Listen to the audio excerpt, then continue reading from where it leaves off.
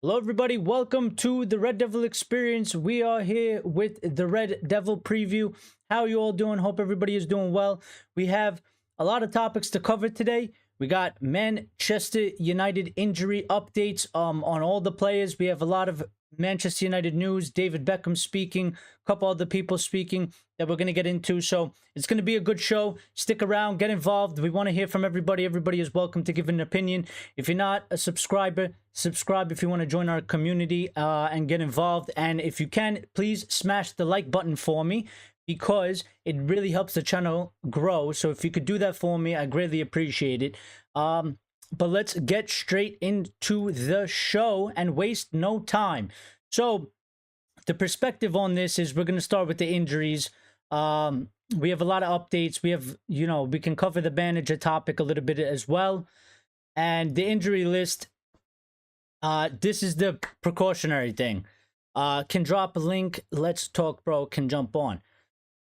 Lyle's in here. Let's get through the news first, and then we'll have a good discussion. So we're gonna start off with the injuries. The injuries were mounting. It was a concern. It did seem like we were gonna have some type of a injury crisis yet again on our hands. Now, some players have made training. Some players will be available. We don't know how many minutes they can play. We don't know, to the extent of if they will actually be involved, but they have been in training. But you do see the injury list here next to me that was mounting, and it involved Euro, who was expected back in November, Malacia, who's a couple weeks away, but he was involved in first team training, actual team training for the first time in quite a long time, probably in over a year, I assume, or about a year. Shaw is apparently making a steady comeback, still a few weeks away. Seems like it's taking forever for him, so we're going to discuss that as well. Mainu is the most unfortunate one in my opinion, that he is apparently going to be out for about 4 weeks or so. We really have to look after him and take care of him. We have more updates to follow on that. Mazawari, while he was involved in training, I don't think he's cleared to play. So it's a little bit unclear if he's actually going to be involved or not, because, if he is there for training, he can technically play, but obviously there's a precautionary thing. He had heart palpitations. He had a precautionary minor surgery about it, or correction, whatever you want to call it. So we got to keep our eye out on that. Ugarte, he was in training, but this was reported before. His return date was slightly unknown, but we do have updates on that. Garnacho was unknown, not expected to be that serious, but he was carrying a muscle injury. Ahmad also carrying some type of a, slight muscle injury, but it's not expected to be serious. And Mount obviously suffered that head injury, and possibly could have been back for the Brentford game. We have updates on all these players, and obviously, hopefully Garnacho, Ugarte, and Mount will be available for the Brentford game. Now, we're going to move into Kobe's update first. And Kobe Mainu, as many of you probably already know by now, but Kobe Mainu looks set to be out for around 4 weeks with injury, depending on recovery and rehabilitation, which I think is it's a bad loss. I was worried about this. The kid was playing a lot of matches. I'm not too surprised by it. I was expecting it to really happen. And 4 weeks is kind of a long time. It could have been much, much worse. I think 4 weeks, they're being a little bit cautious. I think he probably could make it back within 2 to 3 if he really wanted to, but why risk the kid? We don't want him to, start getting a lot of injuries. We don't want him to start becoming injury prone. We don't need to risk him. We should have enough depth. And while, he is important to the team, and while, everybody wants to see him play, and for the good reasons, because he is important. He does play good, and he is important to the team, but we can't be risking players like this. We need to take care of them. So if he has some type of injury, I think, the 4 weeks is probably to add a little bit precautionary to it, not rushing back as well. I see the chat in there getting lively. I'm not ignoring you. I'm just going to get through a couple topics, and then we will have our discussion as always. So keep chatting away. Now, this update came and involved Mainu, but it also involved Maguire and I think 2 other players. So, Kobe Mainu and Harry Maguire were absent from Man United training today. The players returned back to training. There's photos of them and stuff like that. So it was good to see them back out on the training pitch. Hopefully, you know, the work they're putting in will pay off against the game against Brentford at the weekend, which we are going to discuss and kind of break down as well. So yeah, them 2 are going to be out. Mazawari, Garnacho, and Ahmad have all been back in training after missing international duty.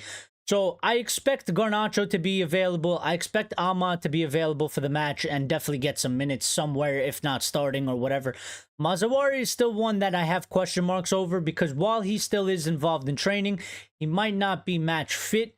And you don't want to rush that player back either. You kind of want to be cautious with him because having heart palpitations, obviously, while it's not the worst of circumstances, it could have led to something more serious, or it could still lead to something more serious. So, you know, we want to take care of our players. We want to look after our players. We don't need to rush our players. You know, while we are a little bit light or very light in that aspect in terms of the right back and left back situation, I still would hold, you know, the players' health and fitness over rushing them back. You know, we need to cope with what we got. This is a part of football. We need to take care of our players. We need to take care of them, not only as players, but just as human beings as well. We can't jeopardize their career or their life because we're desperate for points. You know, so it is what it is. We did get an update on Ugarte, Shaw, and Mount following the concerns in the injury list that came into that. And that is Manuel Ugarte took part in a recovery session after returning to England from Uruguay. If you're not up to date, Ugarte was playing with the Uruguay. The last match that he played, he came off injured. He had to be taken off. So there was a huge injury concern about, you know, was he going to be available for the Brentford game? Is he going to be out for quite some time? It was very unclear, but he did take part in a recovery session. I don't necessarily expect Ugarte to start, but I would expect Ugarte to at least be on the bench. I don't know how many minutes he's going to get. They might avoid giving him minutes because they just don't want to risk him being injured further. But he could get some minutes. He could get 15, 20 minutes. I'm not sure exactly how he's going to, you know, I don't think he's going to start. I don't. I think the midfield will probably be more likely of Casemiro, Eriksen, and Bruno Fernandes. And while that's probably not the midfield a lot of people would pick, I think that's most likely what we're looking at right now. Now, Tyrell Malacia, encouraging update, as I mentioned already, that he took part in his first, he took part in the first part of the group session. So he has been involved in the group session finally. He's been doing a lot of individual training. He hasn't really partaken in any group sessions as of yet, so he is inching closer. We should see him probably play a match in the next, I would say, 2 weeks or so. So that's good news. The bad news, or the lesser of good news, is Mason Mount and Luke Shaw, who the update has been they are making progress in their recovery. So they're not going to be involved in the match. They are probably still a couple weeks away. You know, and a lot of people are criticizing Luke Shaw, and I understand it because the guy hasn't put on a United kit for like over a year now, and it seems like it's taking forever for him to come back. The only thing I would say is I hope that this extra time that they're taking, because they're certainly taking extra time with Luke Shaw. I think Luke Shaw could have already come back. I think Luke Shaw could have already been involved in some form. But I think, you know, with Luke Shaw's injury record and injury concerns, they're clearly taking the longer route with Luke Shaw. And I hope that it does pay off. I still have concerns that this guy is going to get injured again once he fully comes back. Because of the injury record, it just indicates that he will. But I hope that maybe it will prolong it, or maybe we'll be surprised and he won't actually get injured. I don't think that's likely, but you never know. You never know. So yeah, and then Shaw and Mount again. You know, Manchester United confirmed Luke Shaw and Mason Mount are making steady progress in their rehabilitations from injury. And we really need to get on top of that. We really do, because those are two players that they seem like they're in the same boat. Mason Mount a little bit less than Luke Shaw, but Mason Mount is kind of in that area of he just can't seem to stay fit. He does seem to constantly get injured, whether it's, one body part or one injury to another. So we definitely need to get a hold on that 100%. But before we get into the last update, which was just Malacia, which is again reiterated that Malacia continued his progress towards recovery from long-term injury by participating in the first part of the group session. So, encouraging. And it seems like we've sort of avoided an injury crisis. We might have a mini injury crisis concerning the back line. But it could have been much, much worse, as you've seen that list that we put up earlier, So, I think, it's still there. It's still looming, because we can go into a match against Brentford. We can lose a player or two. There's still some concerns. Obviously, I think some of the players are not 100%. So we do have to be cautious, and we do have to, pay attention to the players, because we may lose one or two, and we don't need to lose any more. We need to get back the ones that have been out for a little bit, and take care of the ones that, are manageable right now, to make sure that we have as many players as possible. Because what Manchester United don't need, I mean, at any time, but especially at this time, Manchester United do not need another injury crisis on their hands like we had last season. We do not need to start dropping left and right. And I was getting very concerned, because it did seem like that was starting to happen, and it would be probably at the worst possible time. I mean, you don't want it to happen at all in your season, but, based on the current situation where we've been really, really bad, and we need results, we need 3 points. Every match is a must win from here on out, not only for the club, but for Erik ten Hag as well. Yeah, we can't really afford to have any type of an injury crisis at this point. I'm gonna get to the chat. Lyle's in here, Rajat's in here, Axe Lord is in here. Good to see you guys. Rajat's saying, no, Axe is saying, just came in here after watching my favorite VTuber playing Silent Hill 2 remake. Takes me easy. I need a bit to reconnect to reality. Yeah, I've seen a lot of people play that. Rajat saying, will Maserati play sub role maybe? I mean, he might be on the bench, but I don't know how many minutes he's actually gonna get.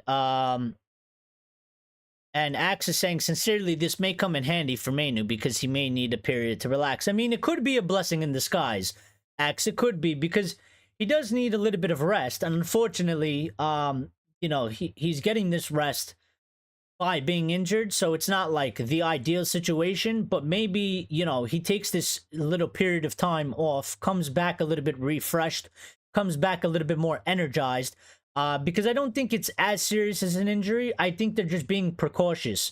I think, the United medical staff, and the idea of, what United are trying to do this season is, if there are players, we are not rushing anybody back. We are actually taking the longer approach, and being very, very cautious with them, which I think is the only thing we can really do, to avoid a situation like we did, that we had last season. Another thing that I think, is happening, and we've mentioned this before, is that Erik ten Hag, the rotation policy, a lot of people have called it out. A lot of people have deemed it strange, very weird.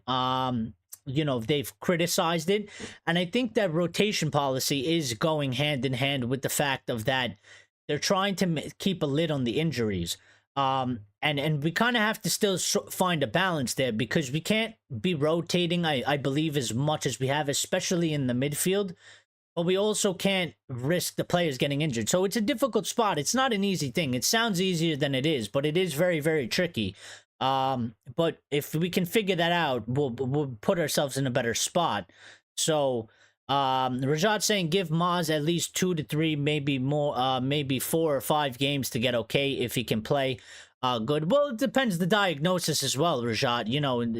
It's up to the doctors, the medical staff, the player himself as well, if he feels up to it or not. And the manager, this involves it's a group thing. It's a group thing, and everybody has to be on the same page, and everybody has to be on top of the game when making these decisions. So yeah, I mean, let's see what happens. And Rajat pointing out, look what happened to Ericsson at the Euro 2020 and 2021. I mean, we don't want to see that in any aspect, at any player, at any club. No football fan wants to see that happen to anybody and any player. That's just a sad thing and a sad moment. And it was very, very scary. And thankfully, he's still here and he's still alive because football is supposed to be an escapism from the real world. And when things like that happen inside of a match, it really does bring everybody back to reality and how fragile life can be. So it is scary. I mean, we don't want to see those things. We don't want to see those things. Um, you know, Lyle saying that he's more excited and interested in Malacia returning than I am regarding Shaw and Mount. Well, yeah, because I think there's a little bit more hope for Malacia because obviously he wasn't necessarily injury prone before he suffered this situation, right? So I think a lot of people are more hopeful with Malacia. I think a lot of people are more interested in Malacia because also we kind of been robbed a little bit from seeing him progress and seeing him, seeing him show what he's really got to offer. Because he was a little bit raw. He had some good performances before he got injured. He had some bad performances, but he really got robbed of that opportunity. So I think a lot of people are looking at Malacia to see what's gonna come out of that, and hopefully, he hasn't become injury prone. Hopefully, he stays fit, and he's able to progress his development and offer something that United have kind of been missing from the left-hand side.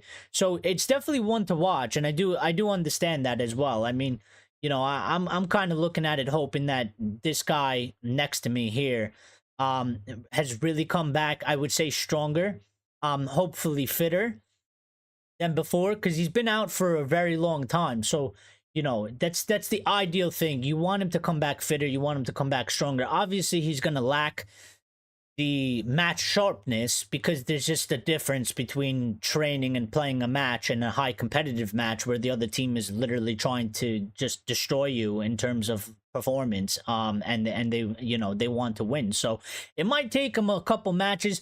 He might not look as sharp on the pitch.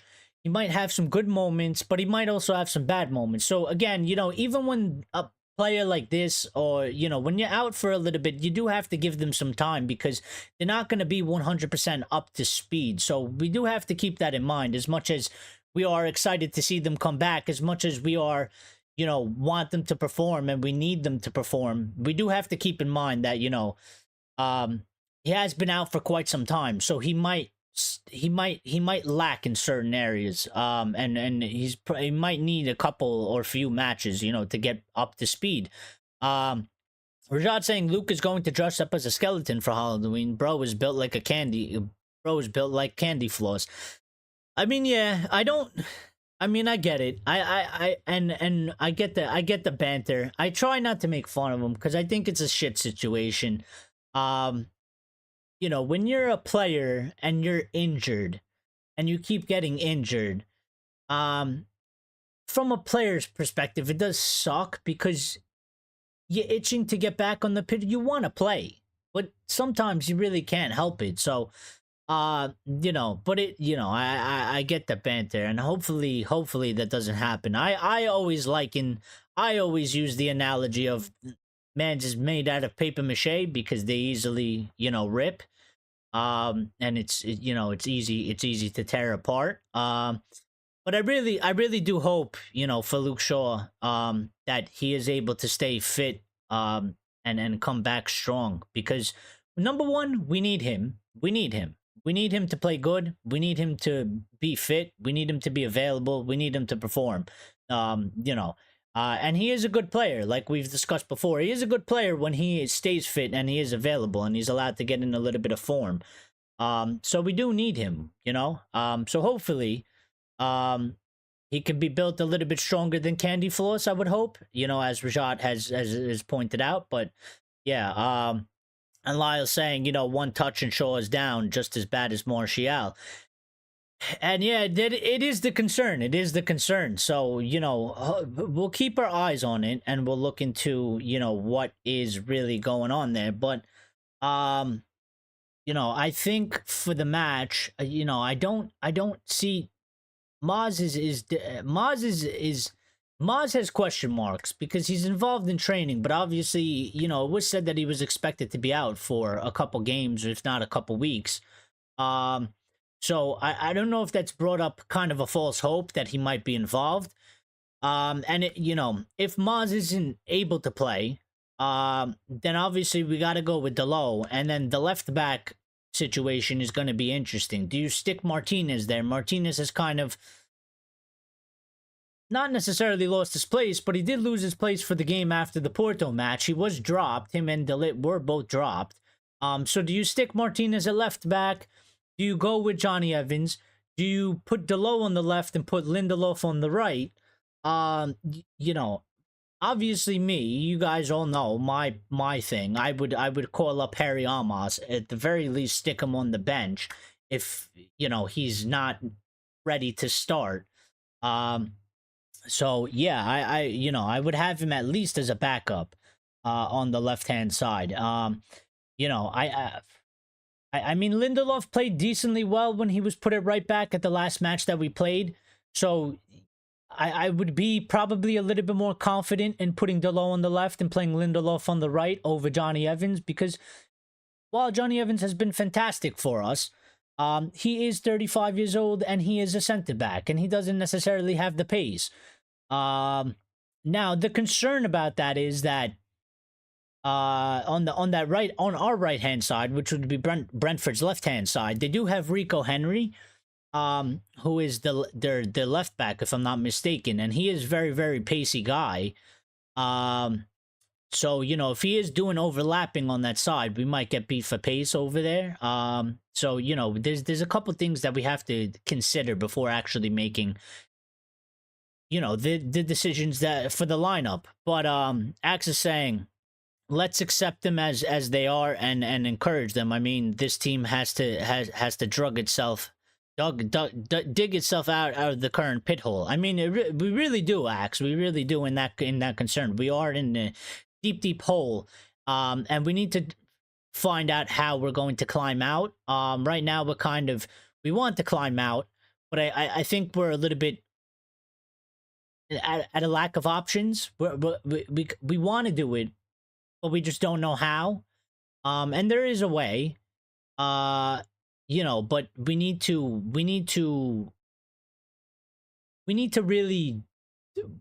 we need to take the action to do it. I mean, and then Lyle's saying next summer we need to get rid of Shaw. We need to buy Fernandez back and put Amos as second choice with Malassi as third. And I think, I do agree with that. I think, as much as I like Luke Shaw, and I think that he's a good player when he is fit, the fact that he misses so many games and he's so unfit, I think, we've come to the point where we do have to move Luke Shaw on if possible. I think that's also difficult considering there's not going to be many teams interested in Luke Shaw because of his injury record. So that right there narrows down, the interest in him. Plus, if there is a team out there, there's always the concerns, of course, of the wages. Now, I don't know how much wages he's on, but I would assume that a smaller team would take the risk on Luke Shaw because they need somebody probably of his quality, regardless of the, injury proneness. And then there's also the side that, Luke Shaw is on a contract. He doesn't have to leave. He can stay. He can refuse to leave. So we would also need Luke Shaw to be willing to accept to leave Manchester United, because obviously you've seen a situation like Goretzka at Bayern where, even if the player isn't wanted or needed, they don't necessarily have to leave. They are under contract and they could choose to stay. So now, while I don't think Luke Shaw will necessarily go to the club, he could just refuse a move. You know what I mean? Manchester United could look to move him on. Manchester United could threaten him with not necessarily, going down the pecking order and not really playing.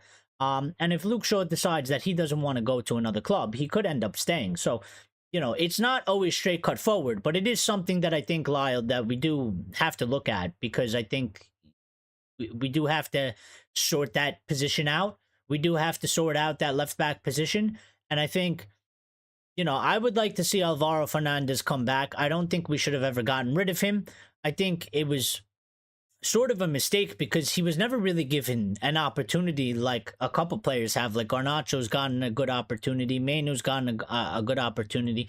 I think Collier's got a bit of an opportunity, a bit of a chance. But I think he's going to get more chances. But I think Alvaro Fernandez is one that never really gotten a good opportunity. And I think, obviously, you see him doing good in the Portuguese league and Benfica, and he's become their starting left back. So I think we kind of messed up there. And if we have the opportunity to bring him back, I think we should, because I think he always did have a good high potential. And he is young, and he can still grow, and he can still develop. So, yeah, Lyle saying right back we have Delo and Maz. Then we just need to get a third choice. Then fullbacks will be decent.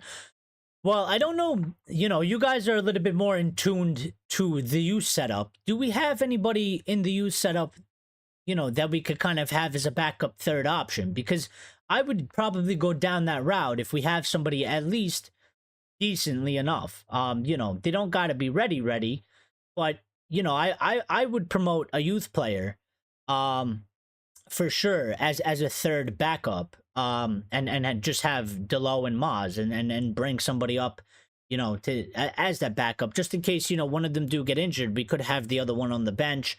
They can continue to develop in the meantime. When there's opportunities, they can obviously come into the first team and train with the first team and get a little bit of experience there. So I would kind of go down that route. Because I think that's just a better option in general.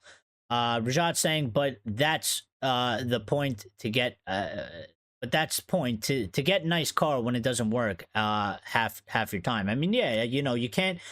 It's almost useless, Rajat. It really is. It's almost pointless. Not useless, but it's pointless. It's almost pointless. Like it's like having, and maybe this is a little bit exaggeration, but it's like having a Lamborghini and not having an engine. Like, you have a Lamborghini, but what's the point of having the Lamborghini if you can't drive it because it doesn't have an engine? So it's not going to start and it ain't going to go anywhere. It's completely pointless. You might as well get rid of the Lambo, right? Get I don't know, a Tesla, a $40,000 car, $30,000 car. It has no problems on it. It's always available, and it's going to work for you. So something like that you got to do. Lyle saying Shaw is on 150K, but with his record, he would definitely need to take a pay cut. Well, that's what I'm saying. He is, 150K for a proven injury-prone player is basically like a player that's fit, that's on 300K.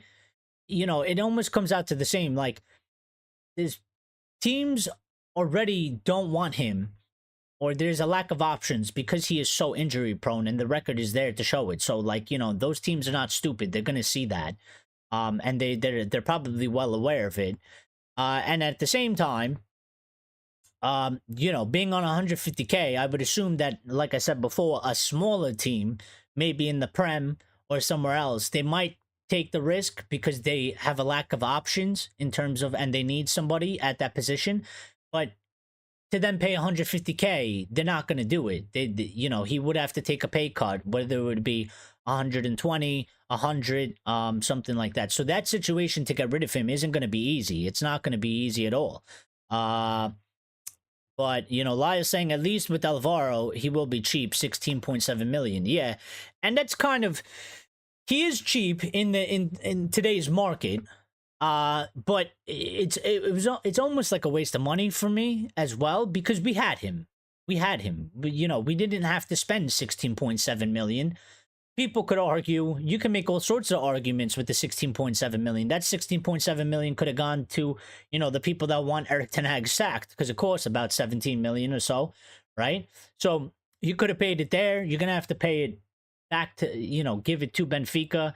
It's almost like a fee I think it's quite a large fee for basically developing one of our players that we had in our hands that we didn't really give an opportunity to. So while it isn't a lot in today's market, I think it is almost, it does lead into the mistake that we didn't give him a chance, because now we're going to have to pay to get somebody back that we already had, albeit it's not as bad as, the Paul Pogba thing or something like that, but it's not the worst. But we could have used that money certainly somewhere else, and I think we could have just gave him our chance ourselves. And Rajat saying you don't want him to play, he's not ready. Axe is saying, let me say the United women's team has 2 or 3-0 wins this season. My respect for the girls. We need to talk about them also. Well, yeah. I'm not here to disrespect the women's team. But I don't really pay attention to the women's team, so that's the first update I've gotten about it, and we can talk about it. I'm not against talking about it. I just don't really follow that, so I'm not really aware, what goes on the women's side. But I do know that a lot of people, they do follow the women's team. They love the women's team. And I respect the women's team because it's part of Manchester United. And they deserve their own sector, and they do well in terms of for the women's competition. So I do get it. We can talk about them. I would have to look into it a little bit more because I honestly I don't keep up with it. So it's I give a big respect and a shout out to all the fans around the world that keep up with all the youth, the under 18s, the under 21s, the first team, the women's team. It's a lot to keep up with. It's a lot. It takes up a lot of time. So I do respect, and a big shout out to everybody that does take the time to follow that stuff and be involved, because it's a lot. It really is a lot. I mean, it's a lot just to follow the first team, and a little bit of the youth team. To be heavily involved, and there's people that go to all the matches. They go to the under 18s, they go to the 21s, they watch the women's, they watch the first teams. I mean, it's a lot. So there's a lot of big and heavy dedicated Manchester United fans out there. So it's always a big shout out to them, of course. And I always respect that. I'm always astounded by the amount of energy and effort they put into following the club in all aspects. For sure. Rajat saying Johnny is overrated center back. I mean, I don't know, Rajat. I don't know. I mean, obviously you can think he's overrated. In my opinion, I wouldn't call him overrated. I think, I think, and maybe it's because I completely underrated him, but I think, if you take into consideration the fact that he's 35, he does lack pace, right? In that aspect, because he's old and he doesn't have the legs, and he was never like the quickest anyway. But I think over the period that he's been here, he's been steadily very, very good. Like, he does usually put in good performances, and he does put in strong performances. He's not the ideal candidate that I would want at center back, and I don't think he should be, we shouldn't have him necessarily starting at center back. But I think for what we got, especially for me, when he was signed, I was just like, this is the level that we signed. This guy was about to retire. He was at the club once. We signed him on a free transfer. I kind of saw it as a disgrace. And it had nothing really to do with Johnny. It was just more of the aspect of that he's 35. He was with a team that got relegated, and he was literally about to retire, and that's what we ended up getting, instead of somebody that we can, grow and develop with. But he's proven me wrong in that aspect, because he's been, in my opinion, he's been very, very solid. He's been very, very solid. Is he one of the best, center-backs in the Premier League? No.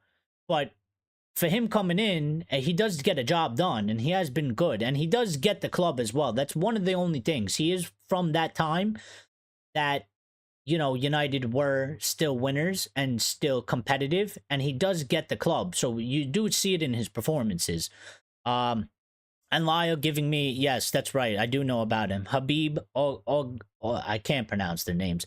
Oganye is a right back, under 21, massive potential. Yes, that's right. I kind of forgot about him, but yeah, that's one that we could look to promote as a third option for the. I would definitely grab one of them for sure. I think that's always the move. You know, I know it's a video game, but many of us play it. And shout out to Grace, our moderators in here. Um, but in Football Manager, that's usually what I do. I usually get the youth as at least as a third candidate, or not. You know, you can push it a little bit more in Football Manager and put them in as a second candidate, which I usually do because I want to grow all the players and turn them into superstars. Um, but yeah, I get two solids and then, you know, a potential backup from the youth setup. And if one gets injured, then I promote the youth player. They're the backup, the second backup, and we go from there. Hato at United.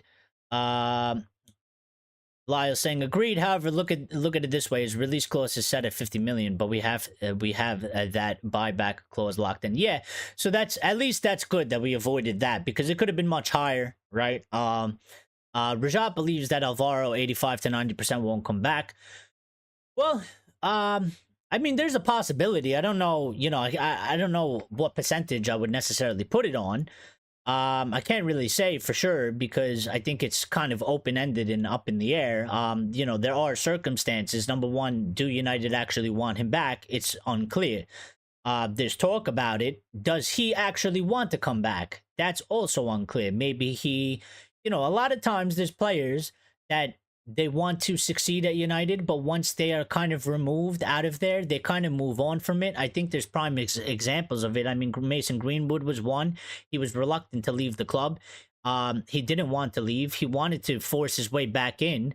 But I think after a certain period of time being away from Manchester United, he kind of accepted it and he's moved on. I think Jadon Sancho was also another player like that in that aspect, that he at one point he did want to continue, and then he spent time away from the club, went on loan to Borussia Dortmund.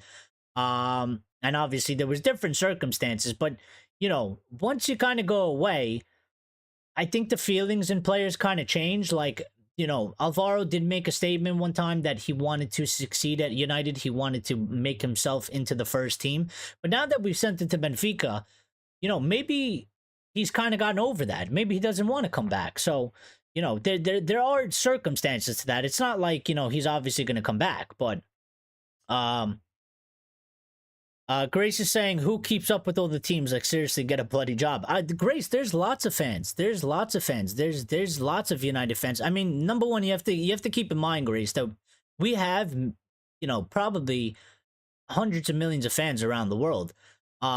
And you know, there are people, I don't know how many, I don't know what percentage, but there are. I've seen it. I've seen people, you know, I've seen people online that they go to the under 18 games, they go to the under 20 games, they go to the women's matches, they go, you know, they're a season ticket holder for the senior men's team. They literally do it all. It's kind of crazy. And I don't know how they do it. I don't know, you know, some of them might be retired or something. Or maybe they just have the luxury and the freedom that they can do all that stuff. Because some people have a lot of time compared to other people. So, you know, Rajat saying doing his job doesn't mean he's a great center back. Like, think about Vidic level. Yeah, but that's not what we're saying, Rajat. We're not saying Johnny is on that level.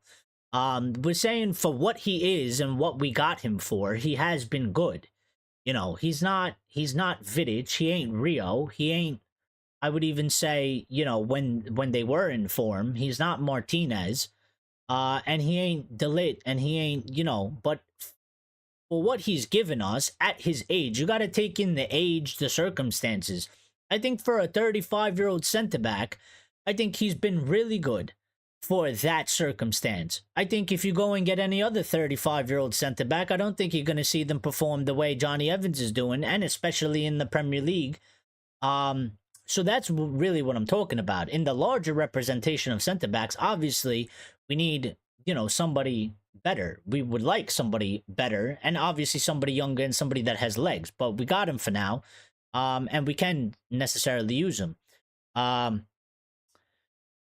And you know, Grace saying only we would sign a fifth choice 35-year-old center back. And that was kind of my sentiment at the time, but I think he's performed well enough that he's kind of outshadowed that a little bit. Obviously, the standard, you don't want a fifth choice 35-year-old center back. You want somebody that's going to battle and can compete at the highest level for a first team spot. of course. But you know, we have him now. We're in the midst of a season. He performs good for us when he performs. It's a little bit embarrassing because he's 35 and you expect the other players that are younger than him to perform better. But that's kind of sort of the thing that I'm kind of getting at as well. Like, you know, you can slag him off all you want, but why is he putting in a better performance than, you know, the last time Lizandro or Delit played? Why is he playing better than them? That's the embarrassing part to me. They should be outperforming him by miles. But the problem is that he actually comes in and he plays a good game while the other ones struggle. So, you know, we need to figure that out. And Lyle's saying, but remember, Johnny only came to United to train, and then he was invited to go on preseason, and he massively impressed the staff at his age, and he was offered a 1-year contract. And yeah, that's what I'm saying. Like, that's really what it was. But I kind of, you know, I think he impressed, but I think also it was the fact that we were short in that area, and we needed somebody, and we obviously didn't have the funds to go and get somebody of a higher stature. So, you know, we had to take what we could get. Again, beggars can't be choosers. And we were literally begging. We needed somebody else for that spot. But you know, I do get the sentiment of us, the fans, you know, looking at that and saying Manchester United is supposed to be a big club. We shouldn't be relying on a 35-year-old that, you know, almost retired.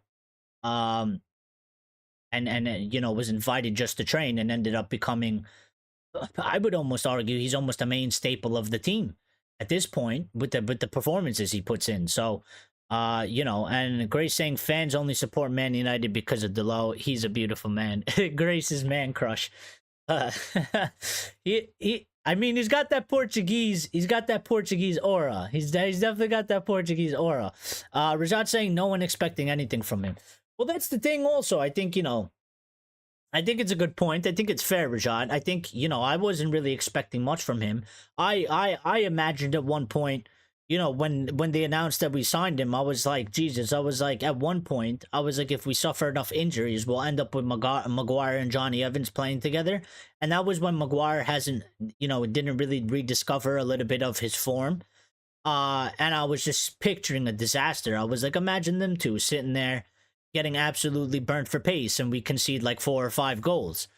You know, so but Maguire rediscovered a little bit of his form, and Johnny has been better than what I expected. And to be fair, Rajat, I think you make a good and solid point. No one really expected much from him, so the standards or the expectations were low. So it's not that hard to really impress.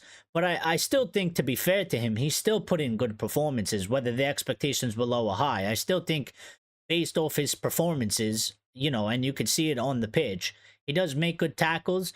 Now, has he been absolutely perfect? No. He's been cut up sometimes. He's been, you know, obliterated. He's been destroyed. You know, he's been beaten. He's not perfect. He can't be perfect, especially at that age. But I think he's still an option that we can at least use for this season. Obviously, I think for next season, I think, you know, he's got to, I would assume, retire. Because I don't think he's going to go anywhere else from Manchester United. I think he's going to end his career gracefully at United. But I think, you know, next season, next summer, we do have to, you know, I would, you know, Johnny's got to go. We got to get in somebody else. I would look to move Maguire on as well because he's 30 or about to be 31. So we probably need another 2 center backs. There's a question mark over Lindelof. You know, what do you do with him? If you move him, that's about 3 center backs. So, you know, we have a lot of work that we still need to do. It's Rajat getting mad at me about it. I mean, you can think he's overrated. That's fine. I'm not going to say he's overrated. I just think he's a good squad. I think he's a good squad player. That's what it is. I think he's a good squad player. Right now, I think that's what he's performing at. So, you know, and that's and we'll leave it at that. Now, I'm gonna get to some other things because we have a little bit more updates, and then we will do a little bit of a preview for Brentford. But The managerial thing still looms. It's still around. It's still hanging over Ten Hag's head, and it's still being discussed around the club. And we got this sort of update and a couple other updates surrounding the managerial position. So we're gonna get into that. So apparently, according to the Mirror, which is not the most credible source, of course, and the one that follows this is the least credible source, but we'll still have a slight discussion about it because it's interesting. And before I do get into that, Lyle just saying, Evans, Maguire, and Lindelof will probably go in the summer. More options will be made available early on. And also, if we can somehow sneak into the UCL, we will have a better budget. I mean, yeah, the UCL thing is a big, it will really decide what we can really do with the squad in the summer because, we're looking at about 50 million extra into the bank account if we do get into the UCL. So, we need to really figure that out. But according to the Mirror, the 5 candidates apparently being considered by Manchester United to replace Erik ten Hag is Zinedine Zidane, Ruud van Nistelrooy, Gareth Southgate, Graham Potter, and Kieran McKenna. Obviously, we all know how we feel about Gareth Southgate, and I would probably lump Graham Potter into there. Zidane has been linked with us forever. I don't think it's ever going to happen. They keep mentioning his name. I don't know why they keep mentioning his name. I don't know if it just gets a lot of interaction and a lot of clicks. I don't know what concrete details there has ever been about Zidane linked to Manchester United. He always gets linked to Manchester United, and there never seems to be any actual concrete things. I think it's more of just like there's a lot of hype around Zidane. A lot of people want Zidane. Every time they mention Zidane's name to Manchester United, it gets a lot of interaction, and therefore they keep doing it. I don't think there's anything actually in it. Plus, Zinedine Zidane has been on a hiatus ever since he left Real Madrid, and I just kind of feel like if he's to come back, number one, it would either be to go back to Real Madrid, or it would be something where there is a strong project. We are not at a strong project yet. We are trying to build the strong project, but obviously, as you can see, our current standard, we are in a bit of a mess, with players underperforming, not playing well, and the club kind of struggling with financials and stuff like that. We are still trying to sort out our feet. So I don't really think Zinedine Zidane is going to be anywhere.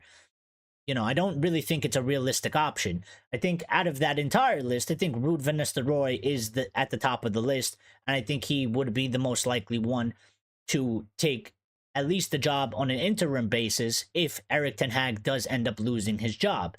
Kieran McKenna, I think, is interesting because I think Kieran McKenna does play good football. I look at Kieran McKenna a little bit similar to Vincent Kompany. And now, while I think Vincent Kompany probably had a little bit more experience than Kieran McKenna does play very good football, and he's at Ipswich, and he is gaining Premier League experience right now. Now, obviously, to go from Ipswich to Manchester United, and Manchester United isn't a mess compared to Vincent Kompany going from Burnley to Bayern Munich, because Bayern have been well run for, numerous years compared to us. And while they have made mistakes and weird decisions, they're still in a better place than us. I still think that Kieran McKenna is an interesting option because he does play good football. And the idea would probably be like, well, our talent should be better than Ipswich. Now, while we're probably not playing in that capacity, the individual talent and the amount that we spent on certain players, they should be better. Therefore, if he brings that football and he gets us to play that football at United, we should perform and we should be looking much better. So I think McKenna is an interesting option, and I'm not necessarily against it because, again, at this point, if Ten Hag does lose his job, and that door closes, I just want really somebody that's going to bring their philosophy and be able to implement it. And I want to see attacking football at the club. So whoever can bring me that, because I do believe that if we play attacking football, it's good football and it's competitive football. And if we can do that, I think, it'll bring us up a level to where we can actually be kind of serious and compete. Obviously, we still have to do good on the player recruitment and stuff like that. But, We gotta see where that leads us. And let me get to the chat before I give this other update. Axe is saying all those options are horrible, which is fine. Do you have a suggestion, Axe, that you would put somebody you prefer? Because we also do have another one. Obviously, Lyons isn't here today, but he always shows up on the shows that we actually talk about. His main man, Thomas Frank, and he doesn't show up. Which is fine. I'm sure he's busy. But Lyle saying Zizou, Rude, and McKenna got that aura. F. Potter and Southgate. Well, I'm with you on the F. Potter and Southgate, and I think Zizou definitely has aura. Rude definitely has aura, and I think McKenna has slight aura.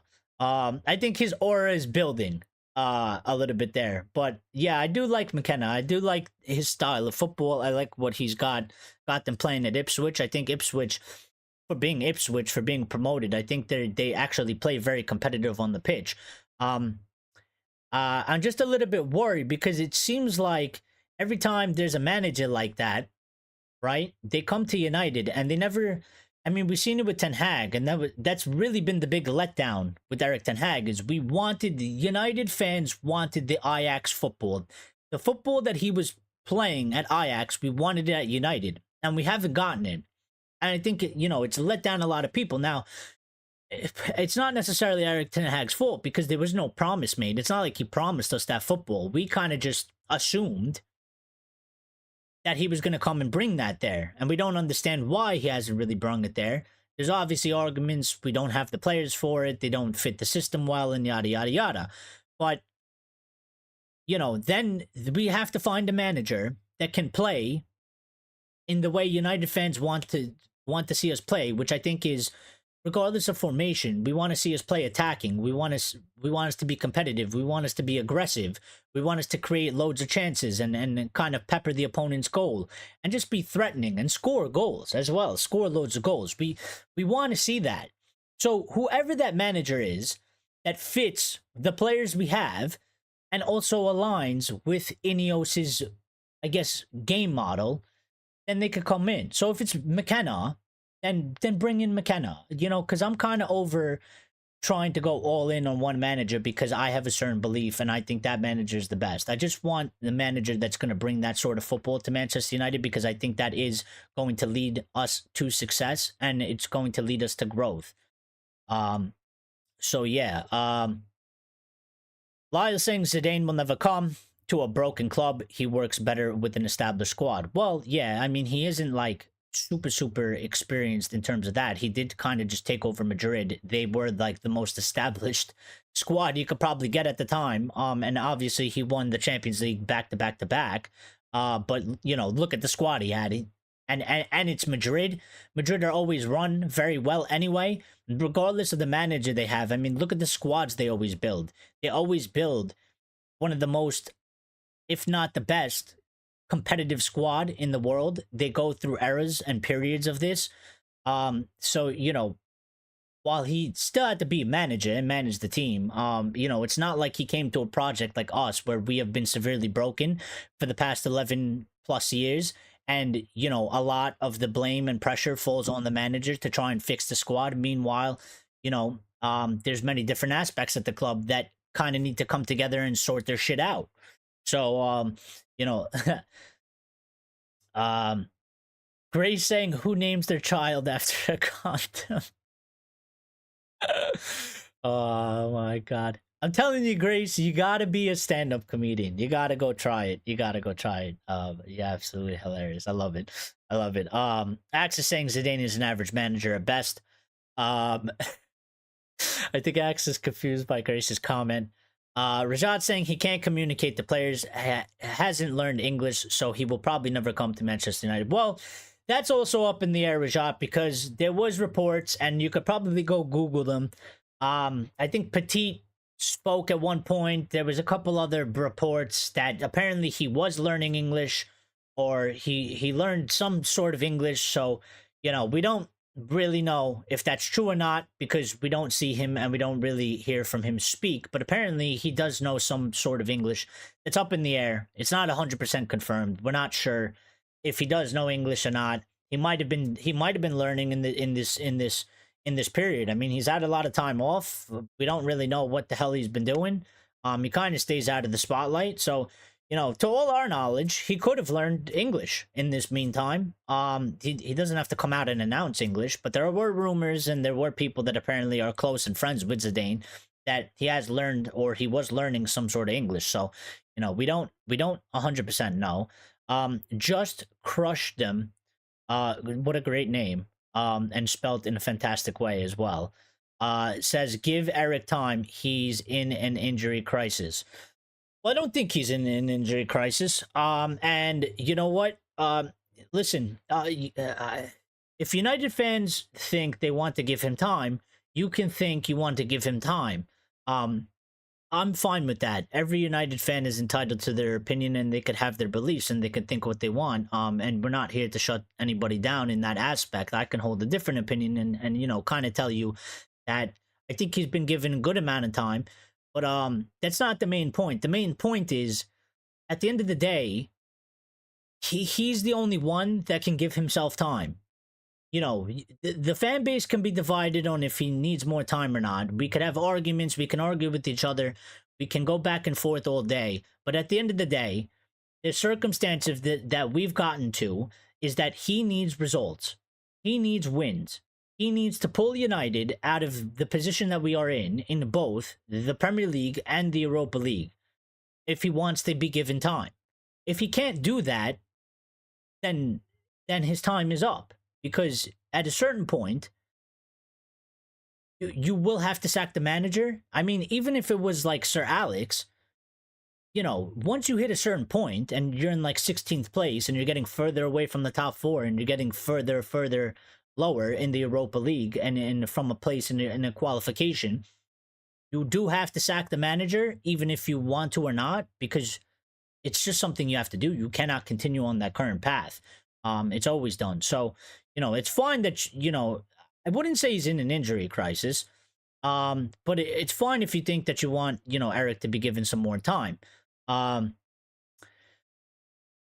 saying, if I don't work, then can't keep going with crap and end up 12th. Hopefully we don't go that low in the table. Well, that's what I'm kind of saying. We are, in a circumstance where we are on a fine line. And we need to get results because while we're not necessarily completely lost yet, we are at 14th and we are, not as near as the top four as we want to be. The points at the top four, the difference between us isn't like monumental. We can make up the ground, but we have to start performing and we have to start winning matches now. We cannot afford to drop any more points because the situation will worsen much, much more. And yes, Richard isn't here today. He's usually here. I don't know why he's not here, but maybe he's busy. Maybe he's doing something. And maybe he'll join us a little bit later.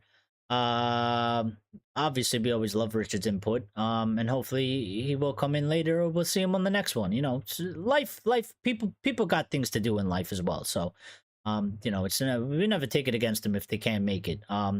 They're always here if they can be. So,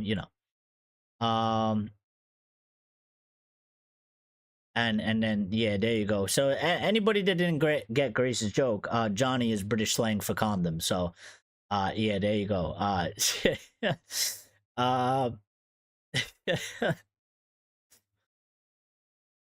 In other places, Johnny is the instrument. Yes, that's also true, Lyle. Lyle. That's also true. Southgate waistcoats have aura. Yes, we should open a Southgate waistcoat online shop. And put his back on the back of it. I think I'll do that if he becomes Manchester United manager. I'm going to start selling merch on the channel. We'll put the Red Devils Experience logo here. And on the back, we'll have a picture of Gareth Southgate in a waistcoat, on waistcoats. And we'll have them in all different colors. Red, white, black, gold. All types of things. I think we'll really we'll get into that. We'll have to buy into the propaganda because it'll just be an absolute joke. So but yeah, I mean, him being linked, obviously he said that he's gonna take his break. And while I kind of was, I kind of celebrated it because I was like, oh, that means he's not gonna take the job. I kind of sat there and thought about it today since his name was mentioned, and I was like, well, he may say that right now, but if the manager job becomes available and Ineos actually tap him up, I think Gareth Southgate will literally piss his pants with excitement because he's taking a break because no one's going to offer him a job because no one wants to see that football. But if we're dumb enough and stupid enough to do it, he will literally start foaming out of his mouth, crawling around on the floor in a circle. Because he won't be able to believe that he's gotten offered the job at Manchester United when literally a relegation team won't offer him the damn job. So, while he could say what he wants, it is still a bit of a concern because if Manchester United do go calling him up or knocking on his door, I think he would obviously take it in a heartbeat. So we gotta keep an eye on that. Unfortunately, as much as I want this to be completely dispelled, I don't want to be linked with Southgate and Potter anymore. I want the club to move away from that. I want something to come out of the club that is a little bit more serious than Southgate and Potter. Listen, Zidane is fine if it's linked, whatever. Van Nistelrooy is fine as an interim as well. McKenna is fine for me as well. I would add in there Ruben Amorim from Sporting. I would add in maybe a Nagelsmann. We need to have a little bit more serious candidates. I think Southgate is the most non-serious candidate out there, and I think Graham Potter is right behind him. So, I don't really want to... I don't want to be linked with this. It just doesn't. It's not a good look for us. It's sort of a joke. It's literally banter. And just crush them is saying, I think he will come good once the players put the ball in the net. That is why you are 14. Well, I mean, certainly would help. It certainly would help if we could put the players, if we could put the ball in the back of the net, because I think obviously we would get better results. And we would get more points. The thing is, we're just suffering all over the place. I mean, our play isn't very good. And we are struggling to put the ball in the back of the net. It's not even only just the ball in the back of the net. It is also in the manner of which we are playing. And he is the manager. So as much as you can blame the players for not putting the ball in the back of the net and some of their performances on the pitch, at the end of the day, you have to, as the manager, you have to figure out how to fix those problems. And if you can't manage to fix those problems, you do fail as a manager at the end of the day. So while I do agree, and I think you're right, we do need to put the ball in the back of the net, and we also need to give complete 90-minute performances. It's something we don't do. I think we give 20-minute performances, we give 30-minute performances, but we don't give a full 90-minute performance. And then we also are inconsistent. We either can't score, but we don't concede, or we concede, but we also score at the same time. So there's problems there that Erik ten Hag has to figure out for himself, but for the squad as well. And the players then also have to, accept some responsibility and do a job. So it's not 100%, just on him, but the team has to figure it out. Otherwise, he will lose his job at the end of the day. Lyle saying, drop a like, folks. 16 watching, 8 likes. Yes, if we could run those numbers up, I'd greatly appreciate it because it helps the channel grow. So if you want to help us out, just smash the like button for me real quick. And thank you. Grace saying, if Southgate becomes manager, I'm going to wear a bright blue waistcoat when I walk my dog. You got to get his face on the back of it. You got to get his face on the back of it with a nice thumbs up and a big smile. That way when people see you walking down the street, they'll be like, what the hell is she wearing? If Southgate comes to United, I will cease to watch the games. I'm pretty much there with you, Axe. I will either stop watching games, or I will literally be going live and just absolutely having just having a laugh, just taking the piss out of the whole thing. Because I feel like if I don't laugh at it, I'll end up crying. And I might just come on here and this thing might just turn into one giant comedy show where we literally take the piss out of United and Gareth Southgate every week. But I don't think it's the strongest link.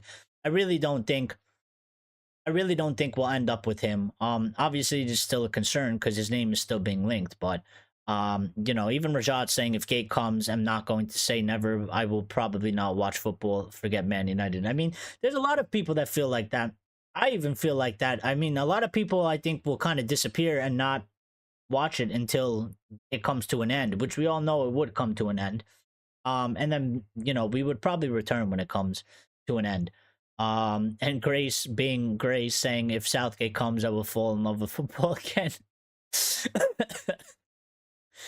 Is saying if Southgate comes, we can chant it's coming home. No, it would just be so bad. But let's get back to this real quick. And that is that my face is getting so red. I don't know why. But it is.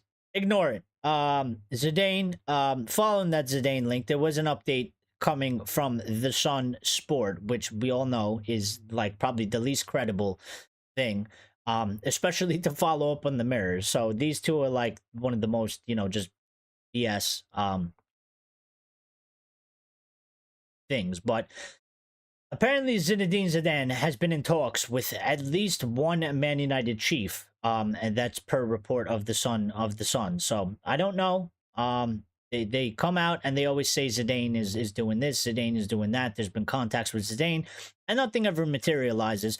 So I'm not really buying into this until something more concrete, or we have just a media storm in one day of Zidane, and then obviously following up and being a little bit more detailed and a little bit more concrete. But Justice saying Southgate and Thomas Frank are the two worst candidates. Well, it's interesting you say that, because Thomas Frank is also one to be linked, and we're going to discuss that. But before we do, apparently, and this is from Sammy Mokabel, who I say is he's I consider him mid-tier source. The aggregators around United seem to like him. They deem him as some sort of credible, if not fully credible. So I do take into account, what he does report. And apparently this came out today saying that Xabi Alonso did turn down interest from Manchester United and Liverpool to stay in Germany. Apparently we tried to get, or we tried to inquire Xabi Alonso in the summer when Ten Hag's job was up in the air. And Xabi Alonso, he turned down Liverpool, but he also turned down Manchester United because he wanted to stay at Bayern Leverkusen. So there's a little bit interesting there. And obviously, I would add him to the more serious list, and I would still take him if he wants to come, because I think he also does play good football, and he's done a fantastic job at Bayern Leverkusen. Now, would he be a candidate going forward? It's really up to him. If he wanted to do one more season and he's willing to leave Leverkusen in the summer, that's kind of unaware right now. But it is a possibility. I mean, he wanted to stay at Leverkusen. Whatever happens at Leverkusen this season happens at Leverkusen. And then I guess he will decide if he's going to stay or he's going to go. If he decides he wants to move on, I think we should definitely be in for him. I think we would probably be in an advantage in the fact that Liverpool have Arne Slot and they're not going to get rid of Slot. For Xabi Alonso, so that would help. I think the bad spot that Manchester United would be if we are going to try and get Xabi Alonso is the fact that I do believe that Carlo Ancelotti is probably going to leave Real Madrid after this season. Now, he might stay for another season, but I think there is a good possibility that he may be leaving Real Madrid, and he will announce it at some point. And if that happens, I think Xabi Alonso to Real Madrid will probably be the most likely scenario. So, I think if the Real Madrid job becomes vacant, then I think we will not be able to get Xabi Alonso, because I think Xabi Alonso is going to go to Real Madrid over Manchester United. He probably goes to Madrid for a little bit, does whatever happens there. If he succeeds, he succeeds. If he doesn't succeed, he doesn't succeed. Maybe the Liverpool job ends up opening back up, with whatever happens with Arne Slot. Maybe he ends up at Liverpool again. I don't think he necessarily dismisses Manchester United because he played for Liverpool. But I think if there was an option between United and Liverpool, I think he would probably prefer to pick Liverpool. Number one, because they've been better run than us for the past few years. They've been in a better position. And obviously he played for them. But I think playing for him doesn't necessarily... I don't think it necessarily makes him not want to manage United. I think that there's just better options for him ahead of us. So yeah. Um, Gray saying I'm the Red Devil and I'm called Gareth. Shabby is smart. Too big of moves for him right now. I mean, yeah. I mean, listen.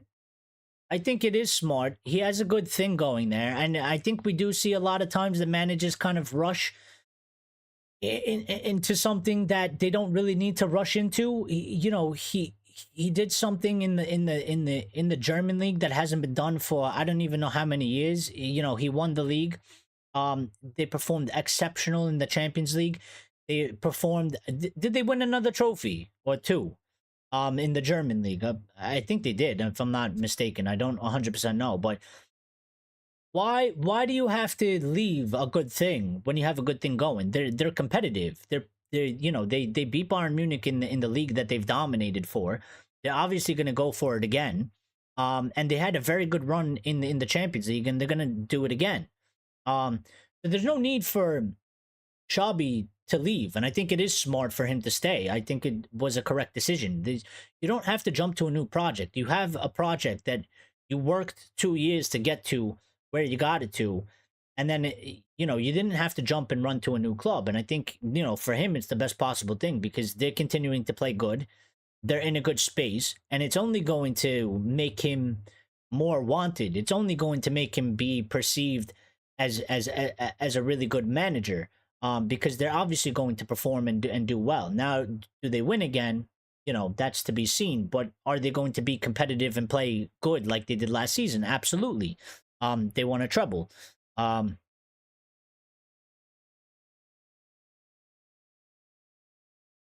they almost won a small treble. They won the DFB Polka almost won. So is the DFB Polka like is that like their Carabao Cup or is that like their FA Cup?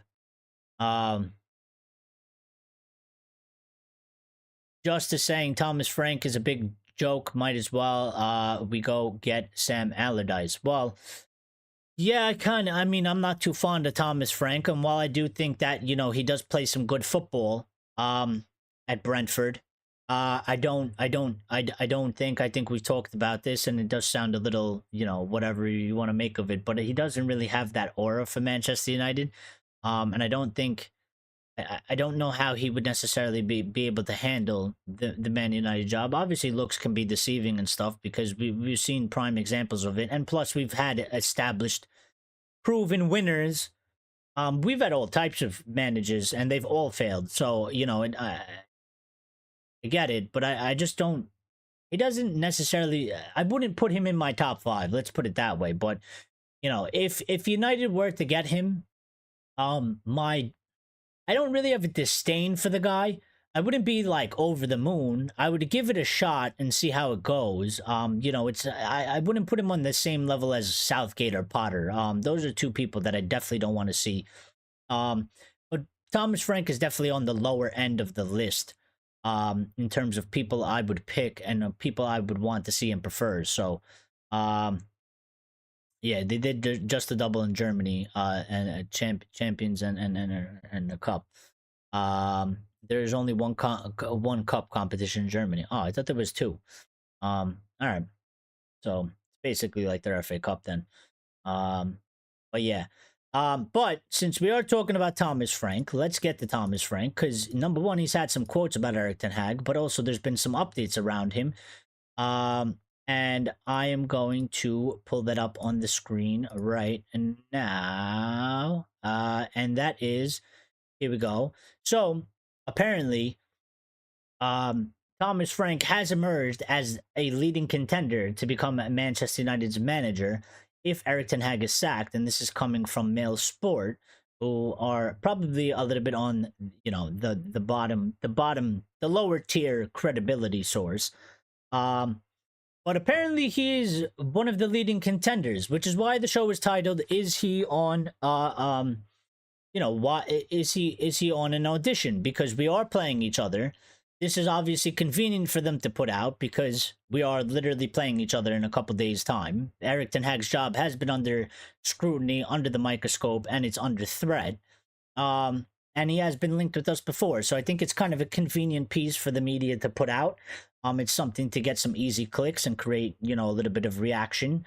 But um, but Thomas Frank did do his media thing, and usually we cover Eric Ten Hag's, but we're probably not going to cover it. We might do a live tomorrow, but I gotta see, because I'm not 100% sure. But Eric Ten Hag is set to do his press conference tomorrow, and usually we do cover those things, but we will see. If anything, I will make an announcement, or I will, schedule it at least an hour before. But that's still up in the air right now. But Thomas Frank has done his press conference because he's got to travel, and we're playing at Old Trafford. They're playing away.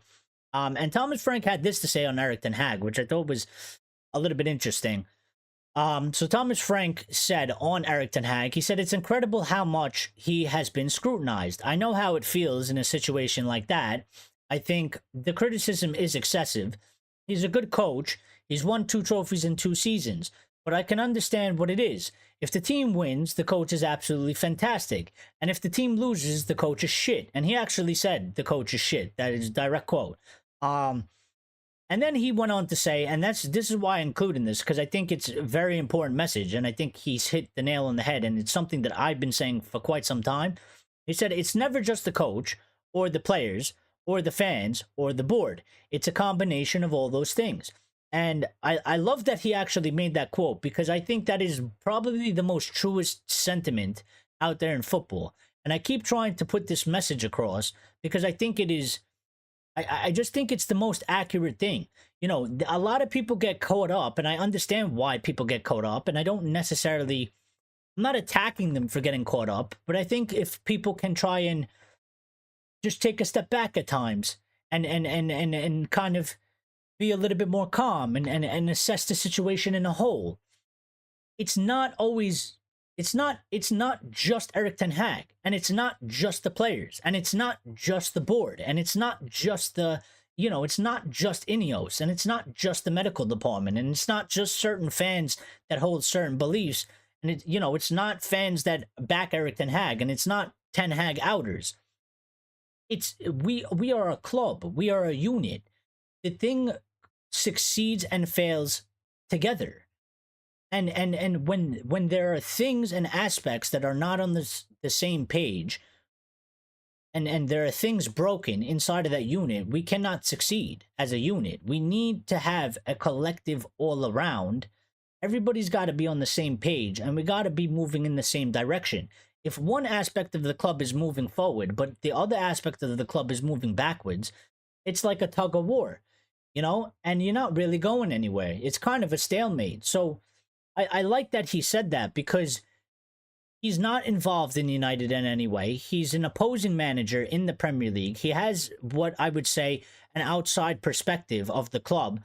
And also, obviously, he is a fellow manager, so he's going to look at it from a manager's point of view in terms of Eric Ten Hag. And I think he does make a good point as well. Fans, we are very reactionary. And you only need to look back at Eric Ten Hag's first season and everybody calling him brilliant. And now looking at from last season to this season, and a lot of people have gone to say that, he is a shit manager and a shit coach. I don't think, I've never called him shit. I just judge him based on if he's doing good or bad. And I think right now he's doing bad. And I think he's been struggling. And I think he's made mistakes. I don't think that necessarily makes him a shit manager, because I think he showed points where he was a good manager. He's won 2 trophies. He had a very good first season. So I don't think it necessarily deems him a shit manager. I think he's struggling. I think he's having problems trying to pull through it. And I think if he ever is to leave Manchester United, I think he will go to another club, and I think he will do fairly good at whatever club he goes to. So I don't necessarily rank him as a shit manager. But I what Thomas Frank is saying is true in my opinion. And Jason is in here as well, Jason Gala. Good for you to join us, Jason. And Axe is saying Thomas Frank is as bad as Thomas Flick. Thomas Tuchel. Um, X is saying, let's reject the Thomas as the manager. Yeah, basically all the Thomases. Nobody wants any Thomases at the club. Um, Lyle saying definitely we are in 14th based on a combination of everything. There is disconnect and we need everything to click. And that's kind of always what I've been kind of that's always what I've been kind of trying to say as well, because again, nobody really mentions this point, and I don't really understand why in the larger aspect of the fan base of United. I mean, and Lyle kind of says it like there is a disconnect and we need everything to click. And it is a combination of everything. And I don't think we can necessarily have a combination of everything almost um on situational things. Number one, like I keep saying, the board is new, or at least part of the board. Ineos are new. We hired a director of football, a technical director, a new CEO. Those people are all new. They're in phase one. They're in year one. Eric Ten Hag is in year three, but it's year one under this structure. And the people, and I already know because it's just, I mean, we're seeing an example of it now. And I'm not saying one way or the other is necessarily correct because I think people are going to hold their opinions. And I can't tell somebody how they should be necessarily thinking. Some people want to give him more time because it's the first year under a new structure. Other people aren't looking at that and they're saying, well, yeah, I get that point, but it's his third season and there's so many things I don't see coming from him that you should have established regardless of the structure above you, and you're in your third season, so therefore you're not getting any more time from me. But it's just a weird situation that we're in, and I think it does lead to kind of the disconnect, because it's like you have one aspect of the club that's starting on a fresh page, and then you have like another aspect on the club, which is the manager, who's not necessarily on a fresh page. On top of that, I would also pinpoint that to the players as well, because there's obviously new players that they're on their starting point here. The players that we just gotten in. A couple of the players they're on page two or year two, so they're not that well in. But then there's other players that have been here for 3, 4, 5, 6, like 7 years. So there's that aspect as well. So it kind of just is, it's just kind of like we're not really on the same page everywhere. And I feel like we do need to get there to kind of have us head in the actual right direction. Um, Justice saying it's such a shame. I can't believe we are playing this poor that Thomas Frank is getting a shout to take over as our manager. Please fix this, Eric. I mean, hopefully he does fix it. Hopefully he does fix it. Let's see. He could start. He could start on Saturday. Against the guy that is supposedly apparently auditioning for his job. Um, you know. So yeah. Thomas Frank's aura has arrived after that statement. Yeah. Jason saying, funny how the media are making Thomas Frank's game as a job interview for United. Well, yeah, I mean, it's just an easy thing. It's an easy thing to write, right? And it's almost like a fantasy. It's almost like a video game type of thing. Like, I used to have that thing when I would play FIFA when I was younger, and there was like a player that I wanted to buy that they didn't necessarily want to, they didn't really want to join the club, and then we would end up playing against that club, and I'd be like, I'll show that player, if we beat them 3-0, I'll make him want to join the club. Like, I don't think it's necessarily an audition. I don't think if Thomas Frank takes Brentford to Old Trafford and beats us, even 3-0 at home, I don't think that necessarily makes him more of a favorite compared to the other candidates. Because just because you beat our current manager doesn't mean that, like, oh, now you're fit to be the manager for our job. That would be kind of idiotic and stupid from Ineos. I mean, if they did that, they would rightfully be labeled as completely incompetent. Because that's something that I would expect from a Richard Arnold or an Ed Woodward or a Joel Glazer. I don't expect it from a Jason Wilcox and Omar Barada, or etc. So, um,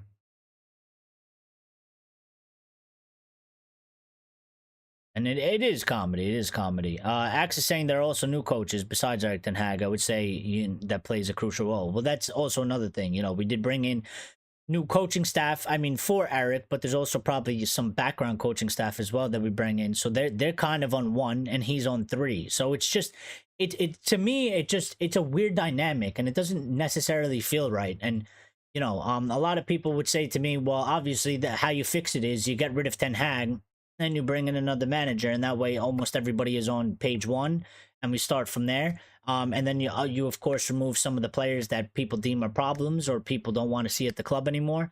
And then you're kind of more on page one / page two. And I mean, I guess, but at the same time, we did back Eric Ten Hag kind of almost unanimously. I mean, majoritarily to at least get this season. And I think right now, while it has been really bad, and I do think that he's still going to get sacked, he can still technically, turn it around. I don't see where it's going to come from based off of what I've seen in the performances, but he still can do it. And if he does do it, then he can continue on for the time being. And if he can make us at least competitive enough so we can challenge for the top four for the remainder of the season, I think then he should at least get to the remainder of the season and see what comes out of that. But we're gonna take it one game at a time because we don't know what's gonna happen. He could lose the next 3 matches and I would assume his job is done. He could win the next 3 or 4 matches, or he could have a mixture of it, and then it's still a little bit iffy. So we're just gonna take it one game at a time and see where it goes. Lyle saying United brings in views. Last season, Eric Ten Hag getting sacked was a bigger story than City winning fourth and winning a fourth, and absolutely it was. Previously, United finishing third with the new manager was bigger than City winning the treble. United equals money. Well, we just have like quadruple. We have like 10x the amount of fans that we have. Plus, even besides our fans, everybody loves to talk about us for whatever reason, and it's probably because they hate us. Which I never really understood why they hate us so much. I mean, I get it if you're like a fan of Arsenal, or you're like a fan of Liverpool, or if you're a fan of like Chelsea, or whatever. But like people that are like fans of like Inter Milan or Barcelona or Real Madrid, or Norwich or some shit. I never understood why they actually hate us so much. Because I just don't. I mean, maybe it's me because I don't operate in that way, so maybe I'm the minority out of the majority of, I guess, the world. I mean, like when there is greatness, unless it's a rival, right? If it's a rival, I'm not gonna be happy about it. But for example, when Leicester won the Premier League, right? I was happy for Leicester. Now, if Leicester won the Premier League a couple times, or they became a regular top 4 club, I wouldn't be against Leicester. But let's move it outside the Premier League. Like, I don't hate Real Madrid. Real Madrid is very hated by lots of fans. I don't hate Real Madrid. I respect Real Madrid because I think they do one of the best jobs as a football club. They always build the strongest teams. They always win competitions. They've won the most UCLs in history. I can't hate on them because they're great, and I respect the greatness. So anybody that accomplishes things, I give them respect. Obviously, if it's a rival, direct rival, like such as a Liverpool, whatever, I'm not, I don't like them, so I'm not going to acknowledge them. But I never understood like the outside fans. Like I don't have hate. I don't have any animosity towards Inter. They win the league. They win they win the Champions League. I tell them congratulations. You did a good job. You deserve it. And you're a good team. Like I never understood that, but it is what it is. And Lyle, just saying hated, adored, never ignored, and literally, I mean there's a reason why we have that saying. So, Jason says it's the English media. Josh says, I personally think we should have signed Amrabat. He was the one who won us the final. The man would have been perfect for us now. Yeah, I think we could have definitely used Amrabat, especially with Scott McTominay going. And there was concerns for me with Amrabat in terms of the fact that, the first period of his loan wasn't great, but he really did step it up at the end. And then he played such a pivotal role in terms of like the performance he had in that match, and even the matches before that, he was just so fucking rock solid that I was like, you know what? Before the fee, while I was concerned about his first part of the season performance, I think he picked it up in the second season, and he just needed time to adjust and get a little bit more, used to the team and stuff like that. And I feel like we kind of made a mistake because we had that player. It took him about a season to get integrated. He would have been in year 2, and I think we definitely could have used him, for sure. And especially with United looking at the fact that there are reports that United are looking to sign another center defensive mid, and the fact that Casemiro is probably going to go at the end of the season, and as well as Christian Eriksen. I think we could have just we already had him, and I don't understand why they didn't want him. And was it a financial thing? I mean, he wasn't that expensive. If we couldn't muster up the money for that, I don't really know why. And Stephanie is in here, our other wonderful moderator. So big up to Steph. And Ray has just joined us as well. So hope all of you are doing well. We're just talking a little bit about Thomas Frank and the club right now. As you can see to my left as you're joining, this is a quote from Thomas Frank. He was talking about Erik ten Hag, about the criticism he's received, giving him a little bit of sympathy from a coach's point of view. And basically we were harping on the fact that, he was quoted saying, it's never just the manager or just the players or just the fans or just the board. It's a combination of all those things. And I like that comment because that's what I've been saying. We are a unit. I consider the club to be a family, and that's how I kind of view it. We are a team, like we are a unit, we are a family. This is a team sport. We need to succeed. Everybody needs to succeed in all areas. We can't have one side, succeeding and one side failing. It doesn't lift us up. It kind of just keeps us in a limbo. So for sure. And Steph saying collective responsibility. Absolutely. And I think that's always been my message. And I think that's something that I truly 100% believe on. And I think it gets overlooked a lot because I think people, especially on social media, people get so, I understand like the anger. I understand the passion because you're passionate about the club. But I think a lot of people sometimes, we get stuck in this one mode, in this one aspect. And we don't really look at the thing as a whole.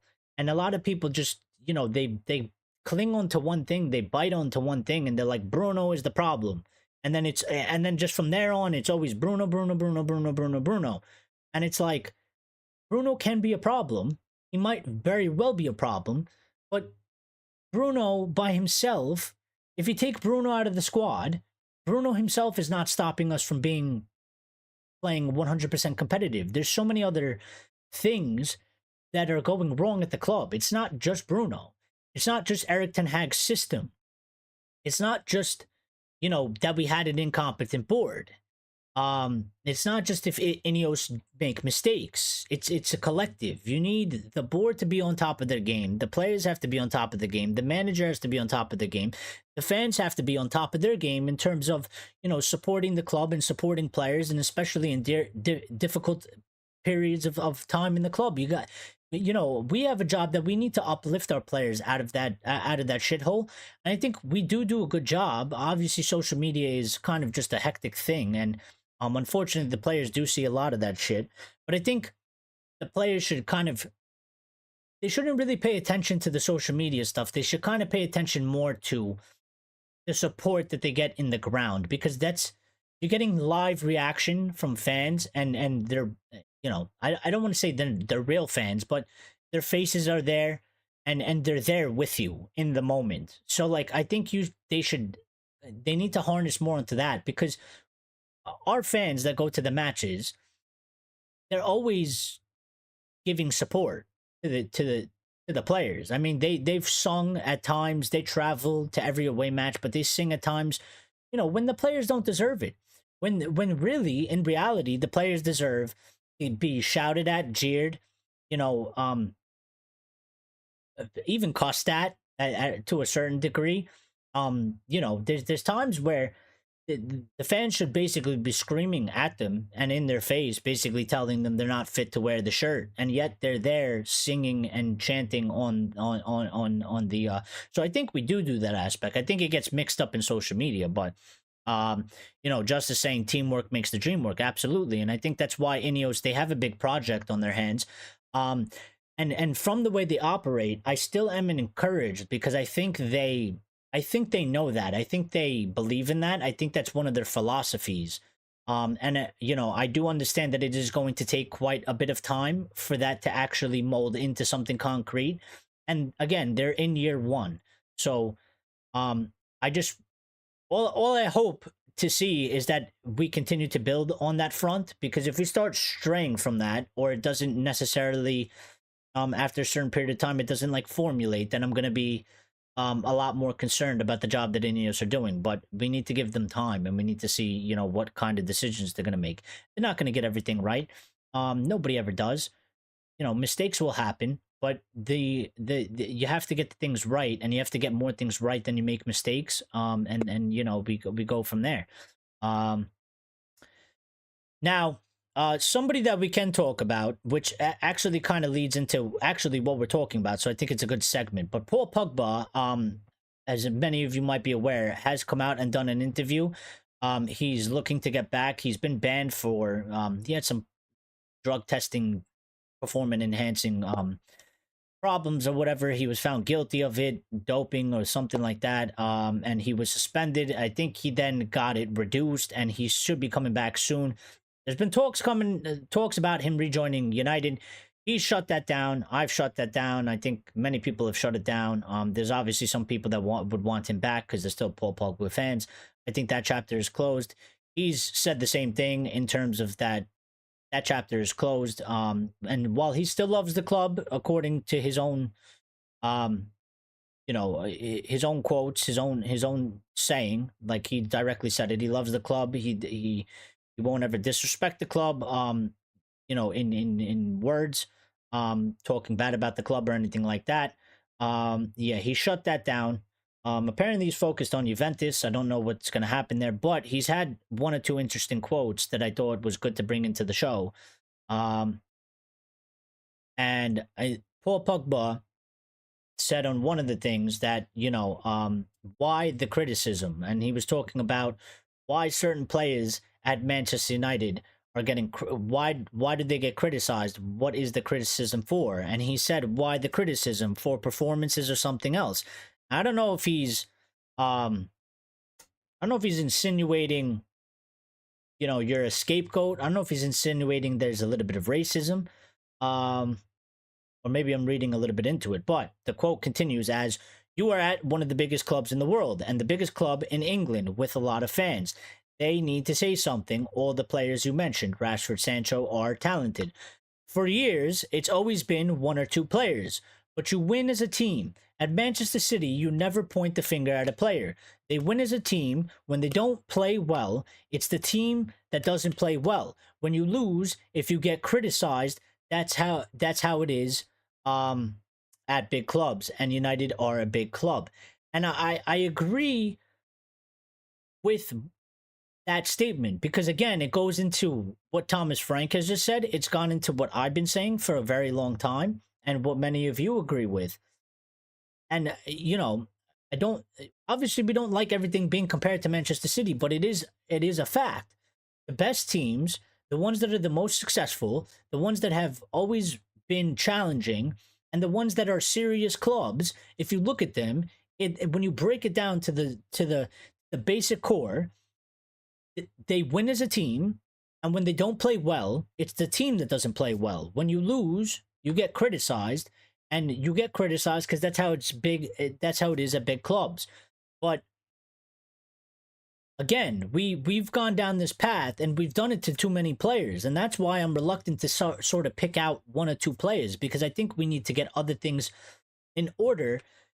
Because we've gone down the path, Pogba is the problem, Ronaldo is the problem, Rashford is the problem, Bruno is the problem, Jesse Lingard is a problem, Scott McTominay is a problem. We've gotten rid of so many players, but yet we still have so many problems, and yet we are still underperforming, and yet we are still not where we want to be. And it's just, it's not solely just the players. You can get rid of as many players as possible, but if we don't fix the other aspects of the club and get everything operating correctly, then it's always going to be this player is a problem, that player is a problem. Players are always problems because not every player is going to have a best run of form. They're not going to necessarily fit the club per se. I mean, Manchester City, they formed the unit. They formed the real team. Arsenal have a real team. Are there underperforming players in their teams? Absolutely. I would say Jack Grealish is one of them. But guess what? The team performs so well that nobody really gives a shit about Jack Grealish or how bad he plays. Plus, you know, he gets favoritism from the media, but that's a different story. But when the team is performing at such, when the team is such a collective and they play, you know, when they win, Manchester City won as a team. When they lose, nobody's really getting singled out. Nobody's attacking, you know, saying, oh, Haaland's a problem. Nobody's saying, well, City are performing like shit because Jack Grealish is a problem. You don't hear these things happening. They don't happen at other clubs. It doesn't happen at Liverpool. It doesn't happen at Arsenal. You know, because they are a unit. So when the team wins, the team wins. And when they lose, when the club loses a match, the team has lost a match. So I think it was just a good thing that he said that. Now, the first part where he says for performances or something else, I think, listen, at the same time, there have been very, very bad individual performances from Manchester United players. There have been times where we've seen where it appeared that a player was not giving their all at Manchester United. That is unacceptable, and that's why, Paul, you get some of the criticism. But I don't think we should be going all out into saying that that is the main problem. But for sure, you know, if you're not giving 100% on the pitch, if it looks like you've down tools, if it looks like you don't really give a shit, you're obviously going to get criticized. But if you're giving 100% effort, and I think, you know, at that period, there was a lot of players being accused of not giving 100% effort or not really giving a shit about the manager or the club. And that's why you're getting criticized. It's, you know, if you were out there playing good, if you were out there putting out 100%, I don't think you're necessarily going to get singled out or targeted at the same time. Because people will be like, well, they give everything, but they're just not very good, or it's just not working out. The problem at that time, Paul, I would say, is that there was a lot of talk and a lot of people were seeing it with their eyes that we weren't being given 100% from you guys, from certain players that were on that pitch wearing that shirt. So, you know, I don't think it's just that they need something to say. I think most people have, you know, a reason for it. I think most people have a reason as to why they're giving the criticism they are. You know, Ray saying, I still see United a problem playing Bruno at high. You have to play Bruno deeper. Well, that, I think, me personally, that's just a system thing. I think it is sort of a problem because I think, like Steph pointed out one time, and you know, that's never left my mind after she's pointed it out. But it seems like because Bruno is the one that's initiating the press and he kind of floats up around there, it's the reason as to why Delo sort of inverts, because he picks up that extra space, which then leaves a gap at the left. And when you have Marcus Rashford, and, you know, if Marcus Rashford decides he doesn't want to track back, we're completely exposed on that side. So I think it is a system thing that is a problem. One of my hopes is that with Rasmus Højlund back, and it appears Rasmus Højlund is going to be the starting striker from here on out, and I think that's obviously the right decision because this is his second year. He's more integrated than Xerxes. Xerxes obviously needs more time to develop a little bit, adjust, and adapt. But I think Rasmus offers something that Xerxes really doesn't, and that is that Rasmus can press better. He also is that type of player where he kind of stands on the last man, puts a little bit more pressure on the defensive line.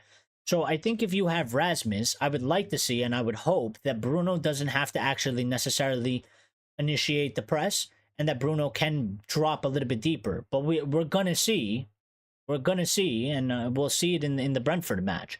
Um, Steph saying most obvious criticisms are for goalkeeping mistakes and forward missing big goal scoring opportunities. Axe saying Pogba has this sort of comment, but who posted himself on social media dancing in the locker room?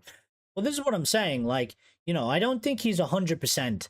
I don't think he's 100%. I don't think his hands are necessarily clean. But I wanted to pick up on the point of that. That again, the message that we have to win as a team. And I think going forward now, we need to create some sort of unit where the club is completely on the same page so that it's like when we win, the club has won. The team has won as one. It's not we won because this player or we won because that player. It's one because we played so collectively good as a unit that the team won the match. And then therefore, when we lose because the team didn't play good enough. I want United to get to a space where it's not so focused on a player, because right now, even at this current moment, people say we perform badly or we can't win or we can't compete because it's Bruno Fernandes and because it's Marcus Rashford's fault. And I think that while that might be true in some aspect, I don't think it's the main cause for the circumstances we're in. So to me, we're kind of still in the period again where we're just like looking at two players and saying, well, if we remove them and we replace them with two other players, we'll go from 14th to second place. And I don't think that's the case. And, I kind of just want to see it stop happening. Because to me, it is just a club. It is a club thing. It is a club thing. The club needs to fail and succeed together. It is not an individual thing. There can be individual points and periods and mistakes and whatnot. And maybe at a time, an individual player isn't playing well, but that's why you have a squad of players, because somebody else should come in and perform, slot in there, and the team should continue on forward. Steph saying she would like to see Rasmus and Xerxes as a front two. Well, yeah, I think it's interesting. I like two forward, two strikers sort of thing. I would also, I wouldn't even be against Rasmus playing striker and Xerxes playing where Bruno kind of plays. But I don't think we're gonna see it. You know what I mean? I don't even, I'm not saying that I'm not saying it wouldn't work, and I'm not saying it's the wrong decision. I just think Erik ten Hag won't do it. He won't do it. He just won't do it. He won't do it. We all know Bruno Fernandes is not going to get dropped. And we all know. Now, listen, we do have, Manu is kind of out, right? He's out for 4 weeks. And Mount is out as well. And Ugarte has a question over if he's going to play or not, because he didn't really train, but he had a rehabilitation session. So, in reality, even for this match, you could technically play Casemiro, Bruno, and then somebody else. But I assume he's going to play Casemiro, Eriksen, and then Bruno in that spot with Rasmus up top. That's what I think is going to come. Now, he's done weird things before, and he's done surprises, and he's done things that we've questioned. He could do a completely weird lineup against Brentford. But, yeah. But I just want to jump into this because he also had to say on Sir Alex Ferguson ambassadorship ending, and at the time I felt saddened by it, but I didn't really have a thing to pick on. But I kind of have gone, I guess, in the middle, and Paul, I think he still made a good point, regardless of what you think of him. He said, does it change what he's done for the club? The only thing I hear is that he will not be paid anymore. Sir Alex Ferguson will remain Sir Alex Ferguson. He is part of the history of the club and always will be. Sir Alex Ferguson is a legend, and he will always be a legend at Manchester United. And that kind of just made me go into the thing of between what he said and what Eric Cantona said. I kind of sit somewhere in the middle. And now, while I'm not 100% on Eric considered it a huge disrespect and a disgrace. Listen, I think I agree with Eric when he said that Sir Alex Ferguson should technically be allowed to do whatever he wants. I think he's earned that right. and I think he should. I don't have a problem with that. I'm in that camp. At the same time, um, I kind of do lean a little bit with Pogba here that, him being removed from the ambassador role, he's basically just not getting paid anymore. And what does it do to Sir Alex? He's still Sir Alex at the end of the day. He's still part of the history in the club. He's still going to be respected. He's still allowed to go to the matches. And him not being able to go to the dressing room, it's not just for Sir Alex, it's for the entire hierarchy. Nobody is allowed to go into the dressing room. So I think in that aspect they're fair, because it's not like they just banned Sir Alex and there's the hierarchy is allowed to walk in. They've cut that across the board. So I think in that aspect they're fair. So, I just wanted to touch on that. But the more important thing is that Pogba had a little bit more to say. Again, I don't know if he's trying to insinuate scapegoatism, racism of some sort. But he was asked why players like Marcus Rashford, Jesse Lingard, and Jadon Sancho are criticized so much. And I have a different take to what he's saying. But he's saying, I'm going to ask you one time to the interview, who were the players? He said, okay. He said, why the criticism? Or the performances or something else? And that was part of what we discussed before. And it just reminded me that listen, I mean, when I don't know if he's insinuating racism or something or scapegoatism, but I can tell you this, Paul. One of the other aspects that you're not really looking at it, and I think that's why there is a disconnect between players and fans and the way we think and we perceive things, is look at the people you named. Paul Pogba, you were re-signed to the club for 80 million. You were seen as a huge buy. Now I understand you don't necessarily control your transfer fee, but you big yourself up as one of the best players. You were certainly deemed as one of the top midfielders at the time. We expected a lot from you, and what we got from you was a lot of inconsistency. You did good sometimes, you did very shit sometimes. Marcus Rashford is a player that we know his ability when he's on top of his game. He is one of the best wingers or inside forwards in the world, performance-wise, statistically-wise. He showed it 2 seasons ago under Eric Ten Hag. He was literally one of the top 5 in all the top leagues of Europe. When he looks disinterested, when he plays like shit on the pitch, when he's not up to the expectations of people, that's why he's getting criticized. Somebody like Jesse Lingard, who came from the academy, right? And a lot of people didn't think he was good enough, but Jesse Lingard is somebody that he had a lot of off-field antics, always doing shit on social media. The fans don't want to fucking see that, especially when the club is in a period that we're not doing good. And I think, and Jadon Sancho is another one. Jadon Sancho signed for 80 million, supposed to be a baller, comes to United, doesn't put in the greatest of performances. There's a lot of question marks. Then Ten Hag takes over.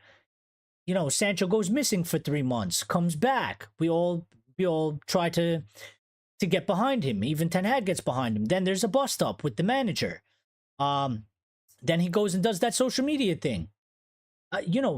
It's not like we're just picking one player for the fuck of it, and we're like, that guy is the problem. You're getting criticized. Part of the criticism is because you are expected to perform. You are seen as a very good player. You are seen as somebody that is supposed to help lead this club to performances and wins.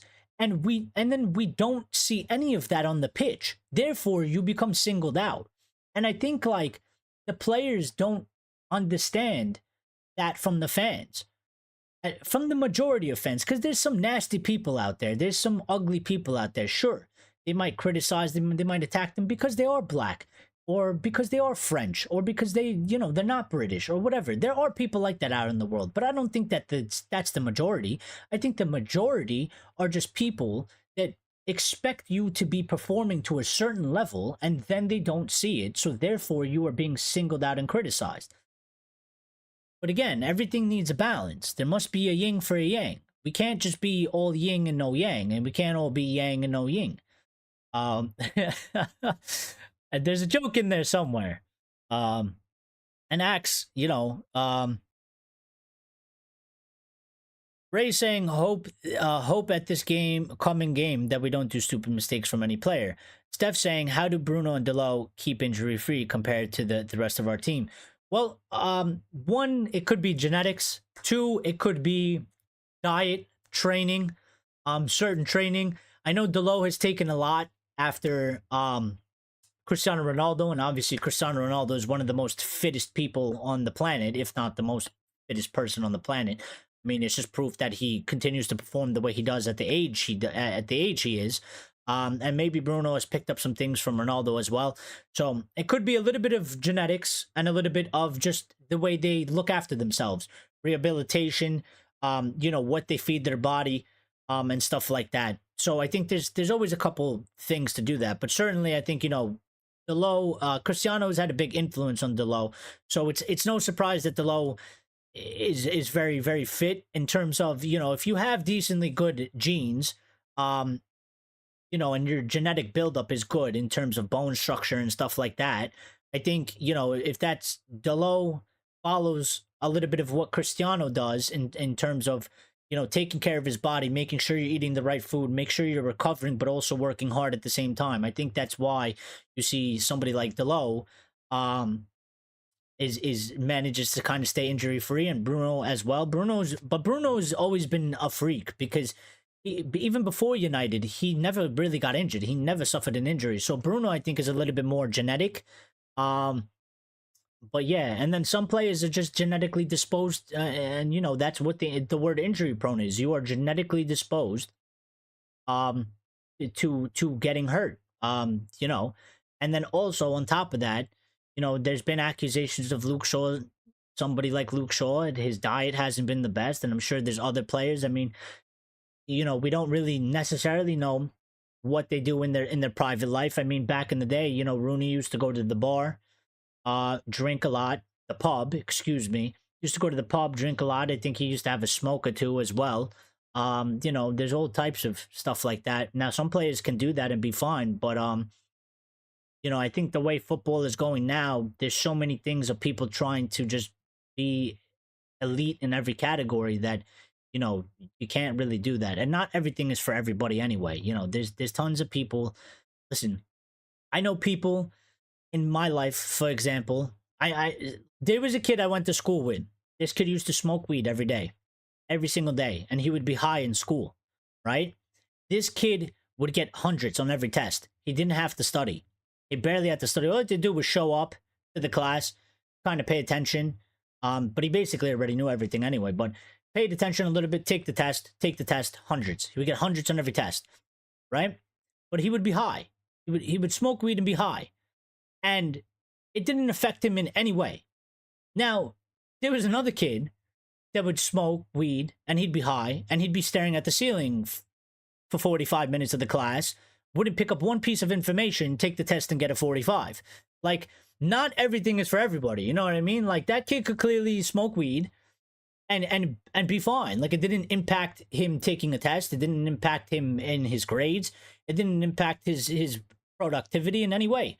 But the other kid clearly couldn't do it and was getting impacted negatively. So, like, that's why I say, like, not everything is for everybody. Not everybody can do everything.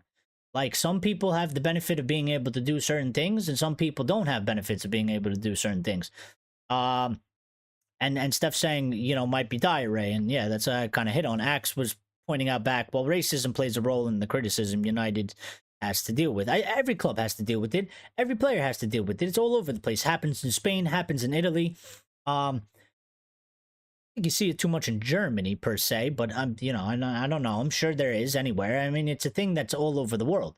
But that's my thing, is that, like, these players, why do you focus on that so much when that is I get it. You don't want it, and it's not something that you want in the world, and it's not nice to deal with. But in my opinion, I think that it's overwhelmingly in the minority. So why do you focus on it like it is the majority? Because I think the majority, and you got to be fair to fans, I think the majority of people are not racist.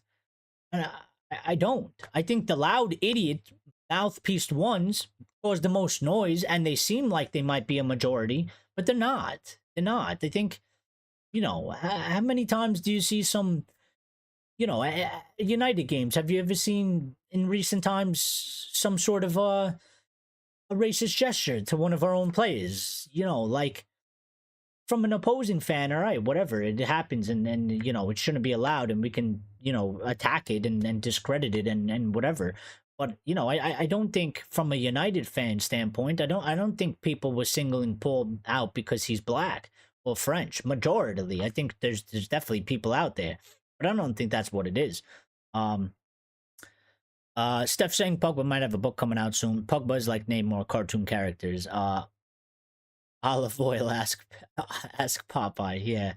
Um, and then Bex had a couple things to say, which also kind of ties into what we've been talking about. So Beckham was talking about Sir Alex, and he said he always looked at the boss as a father figure. I moved up from East London when I was 15 years old. Even though he was United manager, he was like my dad, and that kind of relationship we had was incredible because he knew exactly where to put his arm around you, but he also knew what player could take a little bit of stronger word or needed it a little bit less. And I think that's why we had success at Manchester United. It's why the players wanted to play for him. And I think just on the manager situation, that's very important. You obviously have to be a very, very good man manager. I think Ferguson was obviously the master of it. But I would say to David, I think it's I would stick the word in there. I think it's the part of the reason you had success at Manchester United. I think there's so many other aspects. Number one, I think just the group project at that time, the personnel, everybody was on top of their game and everybody was on the same page, and it really, really clicked. I don't think it was just Sir Alex as much as a big hand he had to play in. But there was so many other parts there that really clicked and was all on the same page. And it goes back to what I'm saying. We need that. We need that if we want to succeed. We need to find that again. We need to create it somehow, one way or another. We don't have it. So you could even have a great man manager, but without all those other pieces that go behind that, it's not necessarily going to breed success. And Bex also said on Sir Alex, really his relationship with the manager, people always talk about the difficult times, and they do bring up always the boot kicking thing and how he ended up leaving. But he said we didn't have many difficult times. But I think the manager, he understood me, and I understood what the manager wanted. We all respect the manager so much. He was always there for us no matter what. And I think that's something that, unfortunately, see you later, Jason. Be good. Thank you for stopping by. And if you smash the like button for me, thank you as well. But yeah, to that point, I think number one, I don't want to necessarily, because I don't know Ten Hag, and I don't know how he's like behind the scenes with the players. But from the outside, it does look like maybe we're kind of missing a little bit of that. He's been deemed a little bit robotic.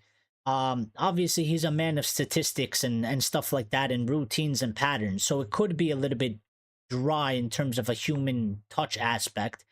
And we do need something like that, because again, it goes into the cohesion of the team. I think it's important for the team.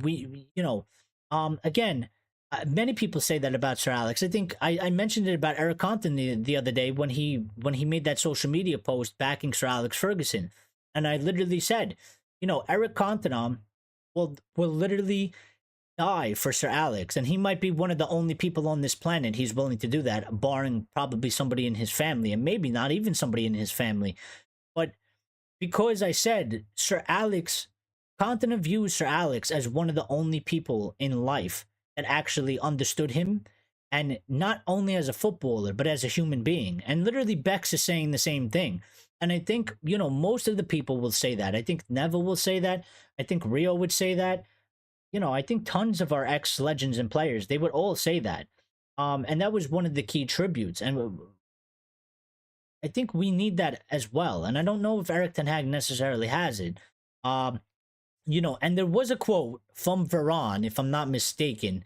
It might have been Varane or somebody else made it, but I think it was Varane. If it's not Varane, I excuse myself. But he did say something along the lines of, in today's time, um, everything football has become a little bit more robotic. There's not as much freedom. There's not as much creativity allowed. You know, he was even talking about managers where back in the day, managers used to really, have a go. And now, the style of manager is more, it's just more like, I don't know, it's more just robotic. Like it's not that connection really. Yeah, so I think it plays into everything. But Bex also was talking about Sir Jim Ratcliffe because he knows Sir Jim Ratcliffe and he's met Sir Jim Ratcliffe. And Steph saying man management masterclass from Sir Alex Ferguson. Yeah. And it's important. It's important. I still think it's important, regardless of the era and the time. You have to be a man manager. And I think Ten Hag has some aspects in man management. But we don't know the whole story and we don't know exactly how he is. We have based off of reports. Um, we have based off of, I guess, situations, but we don't know full stories. I think, the fact that he tried to help Sancho and stuff like that, I think you can argue that, it's a decent man management. But people use the fallout of Sancho and Ronaldo and, a couple other players to use it against him, say that he is bad man management. And I don't think it's fair to really say one way or the other because we don't really have the full story. We don't have the full story. You can make insinuations and stuff, but I don't think you could say 100% if he's good or not. Um, but David Beckham talking about Sir Jim Ratcliffe saying, I really like Jim. I've met him a few times over the years with a couple of mutual friends, and I think he's a fan, and obviously he's a great businessman as well. He's one of the best and one of the greatest. But I think the most important thing is that the fans see that he cares about them. The fans have lost trust in management over the years, and rightfully so, over the years, and he really cares about what he wants to do and what he wants to create. So hopefully things will change, but it takes time. I think we've been pretty patient as United fans over the years, but we want the good old days back. The sooner, the better. Yeah, and I think it's a fair thing from Bex. And I think I think he's hit some key points there in the fact of that, like, number one, like, it is important that the fans see that he cares about us, but he cares about the club. And I think that, we're kind of battling that out right now. And he does have a difficult position, really, because there's a lot of people that doubt him. There's a lot of people that don't like him off the bat, right? And that's fine, but I'm just saying in a situational sense. There's a lot of people that think he's solely in for the money. There's a lot of people that don't like that he did a deal with the Glazers.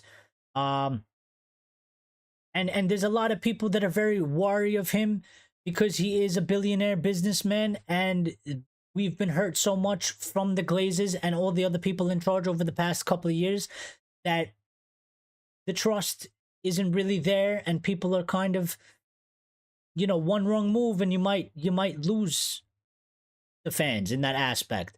So, but I do agree that it is important that I think, if he does the right things, that the fans can actually get behind him because I think at this point, whether you like it or not, he is the best option we've got to try and turn this club around in some form or aspect because under the Glazes, and the way we were operating previously, it was never ever going to happen. And we could have continued another 30, 40 years and we would have just continued in the same way and fell further and further and further.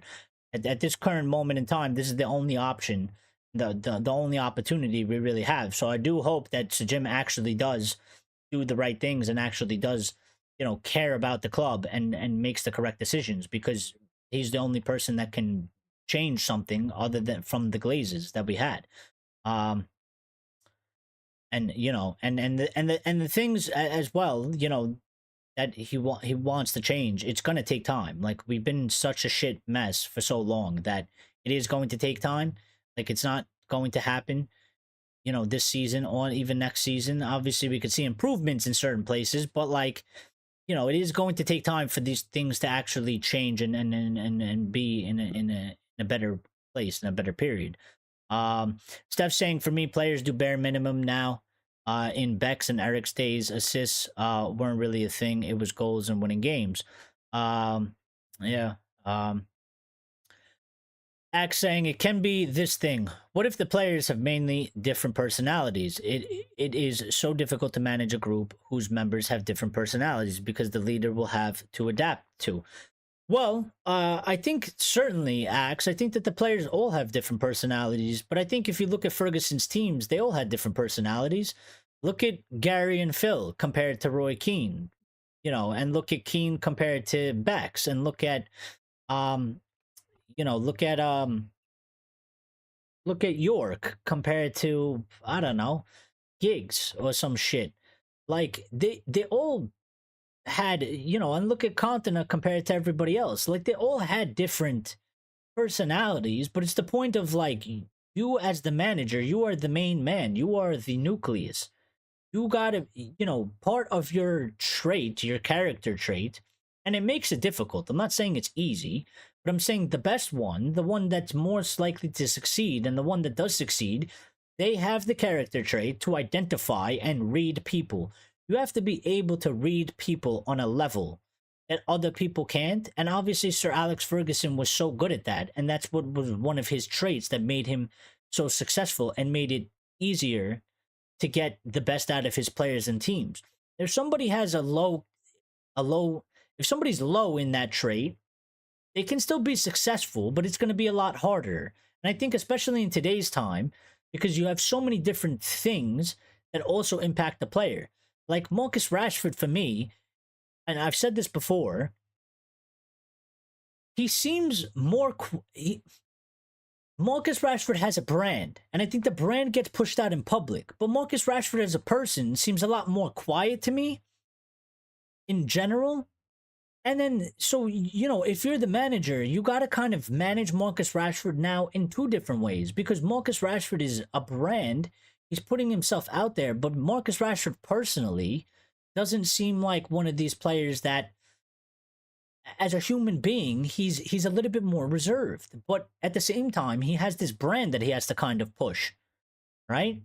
Um, so there's so many different things now with social media and too, it makes it more tricky. But I think that's what the point I'm trying to get across is if you get somebody that has excellent man and management skills, it will probably lead to a better chance of succeeding, because I think it's more prevalent today than it was in the past. I think you really, really, really need it. I think it's one of the most important things today. And I don't know the level Eric Ten Hag has it to. I think he has it to some degree. I just don't know, if you were to compare it on a scale from 1 to 10, I don't know how high, close to a 10 you would put it. Contrasting personalities. Yeah, listen, I still think they have contrasting personalities, but at the end of the day, also, you have to try and listen. When you go into work, right? If you work in an office, how many people have the same personalities? When you're in that position of leadership, you have to try and figure out, and it's part of your job to manage those people. You have to understand this person is this way, this person is this way. But at the end of the day, when we're all focused on a goal, when we're on that pitch, those personalities and those traits kind of have to go almost out of the window, and they have to buy into the team personality. It has to be a team personality that kind of takes off their personality on the pitch. There's gotta be a certain ethos there that they kind of buy into. It can't just be a bunch of individuals, and I think that's part of the problem. Like while we might have many contrasting personalities, I think the problem is the team ethos doesn't overtake the individual personalities, and therefore we don't perform as a team. But I got a couple more things, and I want to get through this because the show's getting kind of long. Let me just jump through this. Sesko apparently has been linked to Manchester United again. Sammy Mokbel again saying Manchester United remain holding an interest in Benjamin Sesko, who is expected to leave Leipzig next summer. So I think it's interesting. We're still looking at another striker. Many people want an experienced striker. Many people have argued that it was a mistake that we didn't get an experienced striker and that we have two young strikers. Sesko is somewhat experienced, but he's still also young. He has Champions League experience. I think he probably he has more experience than I would say Rasmus and Xerxes, but I don't think he's the level of experience that people are talking about. People were saying like Harry Kane or um um um um I drew a blank. Tony, somebody like that. Um yeah, so but he's been linked to us numerous amount of times, and he's still being linked with us. So I guess it's one to watch for now. We're gonna see it. And he's expected to leave Leipzig in the summer. I think he's gonna be a popular one. There's probably gonna be a fight for him because we're not gonna be the only club in for him. So um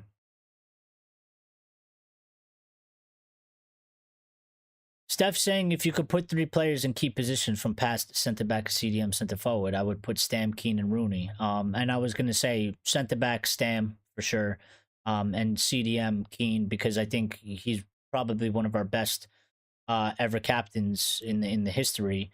And for me, Wayne Rooney, you know what, I actually agree with you on all those fronts because regardless of maybe the ability, Steph, for me, the work rate of what Rooney did, we could use that right now. I think Stam was just, absolutely phenomenal, solid warrior back there. I could argue, a Vidic or a Rio, but I think Vidic or Rio, I think they were really good together. And while they were really good individually, I think it would just be weird to just have just Ferdinand or to just have just Vidic. They always play together. They come pee in a pod. Um, essentially. So yeah, but Rooney is always one of my favorite players of all time because I just always thought he was absolutely amazing. I love the role he played. I love the aggression he showed. I would love how sometimes he'd get so pissed he'd run back 60 yards just to slide tackle somebody, just to run another 60 yards back up to try and score a goal or score a goal. So yeah, one of my favorite players of all time, Wayne Rooney.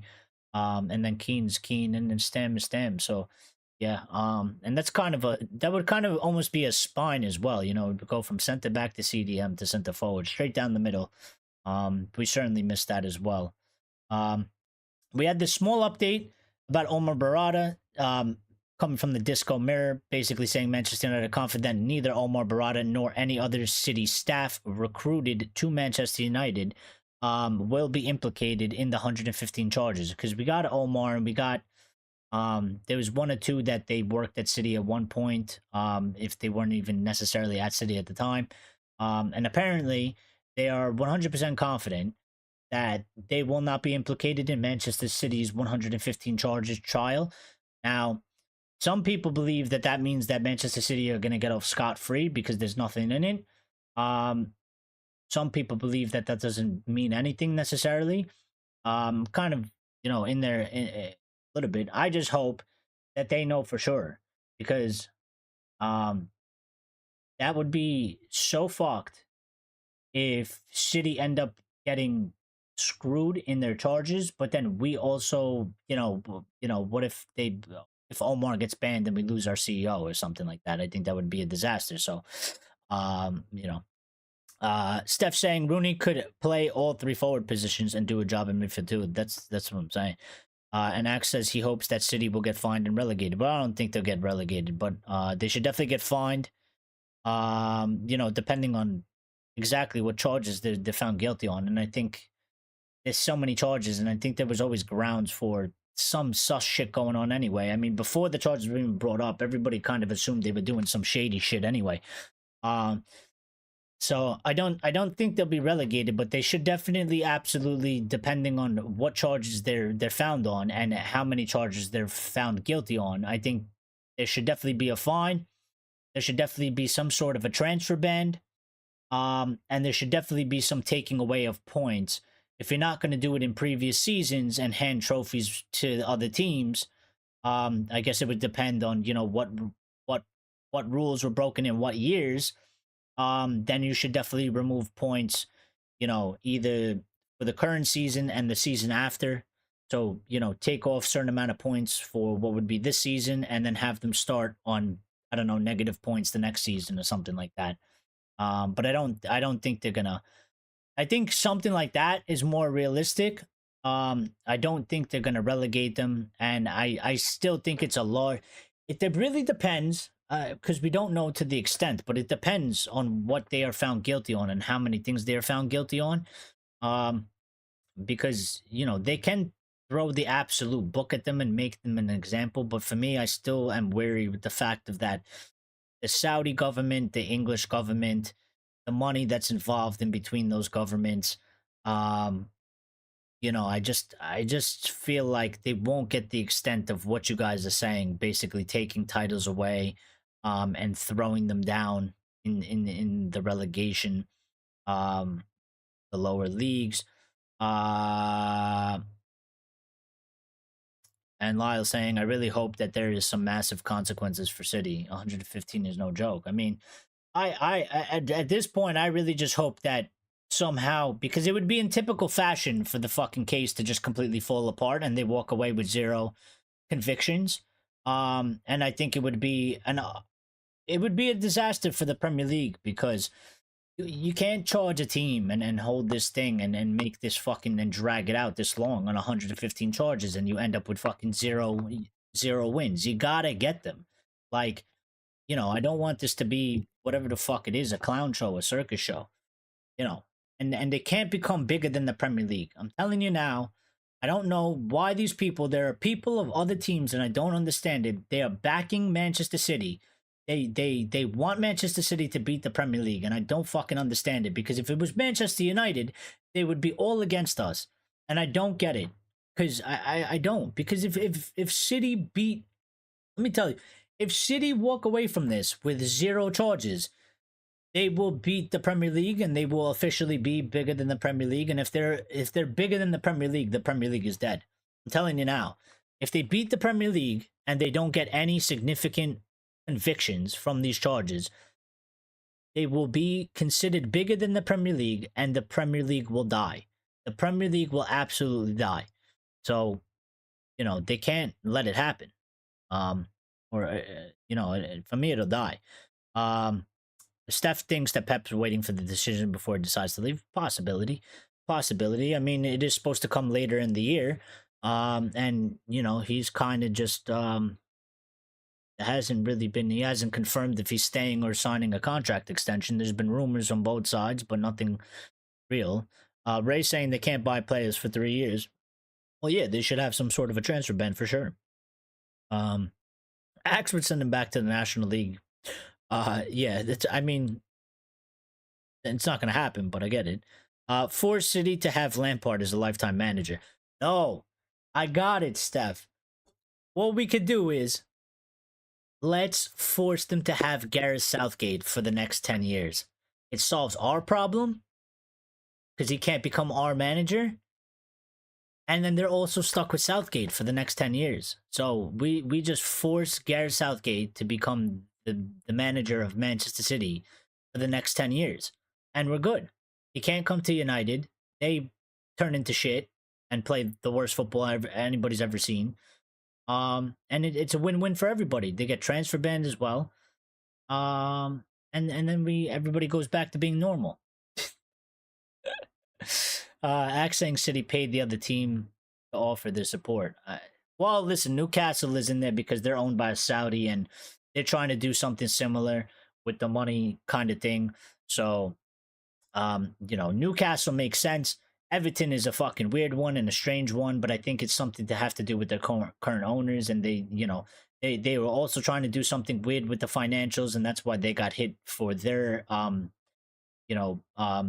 that they got hit and deducted points. So, I mean, I don't think the fans of Everton back City, but the head of Everton is definitely behind City. And there was another club, West Ham, I think, or not West Ham. There was another club. So the heads of clubs, I think, are going against the fans. But when you go online and you look at a lot of shit, last time when City won that case, that small case that we talked about, there was fans of all clubs, of all different clubs, not United, but just other clubs. Basically, they're championing that City is bigger than the Premier League and take down the Premier League. And I'm like, I don't know what kind of anarchy you're fucking asking for. because when you rip it all down, you might not be able to build it back up. So I don't know why they do things like that. And just to end to get to the end part of the show, apparently we have signed a new sponsor. And if Richard was here, and I kind of was hoping he was here for this, but he's not. But he might have to be drinking a new beer. Because Tiger Beer has become the official beer sponsor of Manchester United. In its initial stage, the focus will be on connecting with the large United supporter base in Asia. So I believe this is an Asian beer. It's kind of cool. It's got a tiger logo. I don't know what it tastes like. I'm interested now to kind of taste it. I don't know where I'm going to be able to get it because I'm in the US and I don't know if they have it over here. But apparently, yes, we are now devils and tigers. So yeah. I don't know. That's why I put it at the end of the show because it was a new sponsorship, which means not bad for revenue wise, I guess. I mean, if we do more deals, as long as it doesn't impact the football side of things. And I'm just checking to see if we got any updates while we went live, because usually we do. So Manchester United are back in the race to sign Frankie de Jong and are considering signing him in January. And this is reported by Dario Sport, who is considered at least medium tier credibility. I don't know about signing him in January. I do expect us to make 1 or 2 signings in January, but I don't know how. I don't know how. I don't know how we're actually necessarily going to be able to do that. But I guess we'll have to wait and see. And did we get any other updates?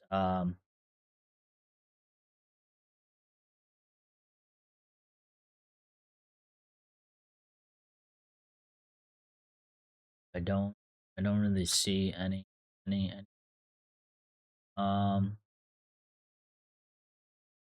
This might actually be an update on the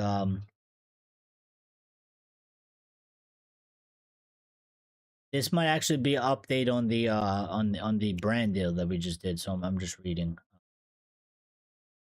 Nope. So apparently, it's not about the brand deal, but there's an article titled that Manchester United are set to make 34 million after deals agreed.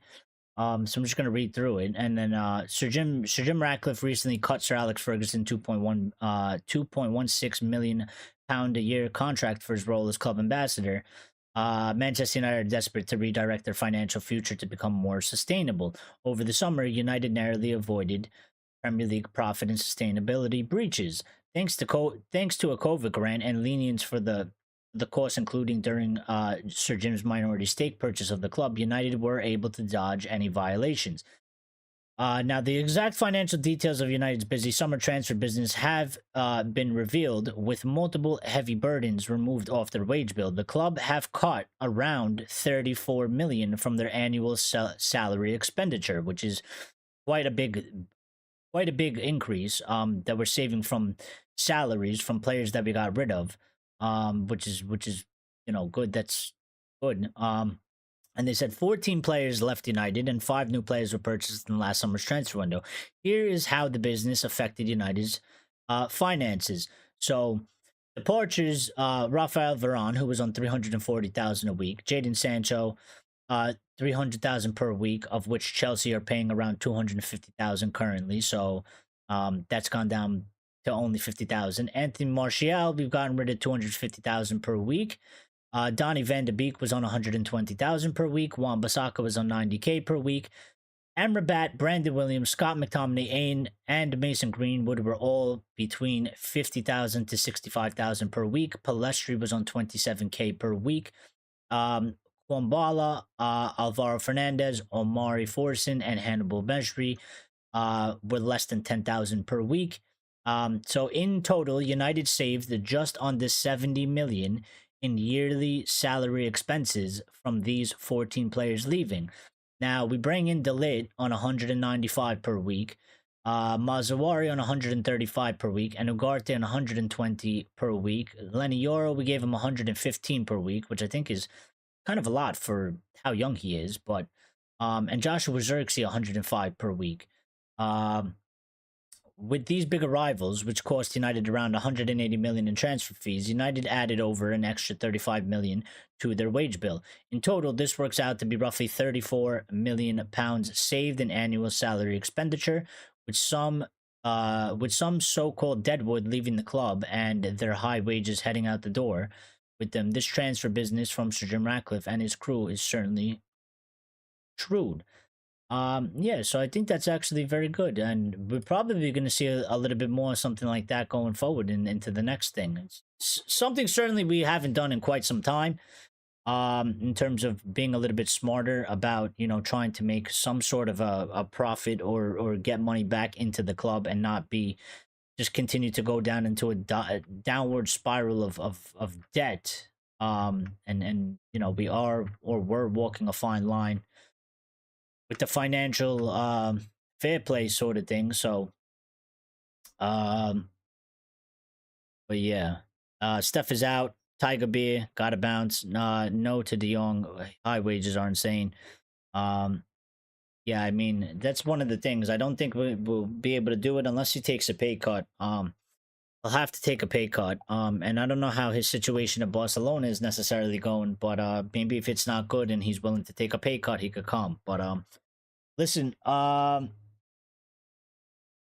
we're gonna end the show because it's been 2.5 hours, and I keep doing these long shows. I really want to do them lower, and I know I just went down in height, but I was getting tired of sitting up. But um, yeah. So we're gonna end the show. We might do one tomorrow. I don't know yet. I will find out. Or I will decide if I do one tomorrow. We might not do one tomorrow. If I do one, I'll make a community post about it, and I'll also schedule the show about an hour before. It'll be probably early in the day. Thank you guys for stopping by. Thank you everybody for chatting, and thank you for everybody that hit the like button, and if anybody subscribed, thank you as well. So shout out to all of you. If we're not back tomorrow, then we will be back after the match, for sure. So yeah, we will be here to do the Red Devil recap and all that. So cheers to all of you. Everybody have a good night. Stay safe. And be good. And we will catch you on the next one. So thank you very much and take care of yourselves.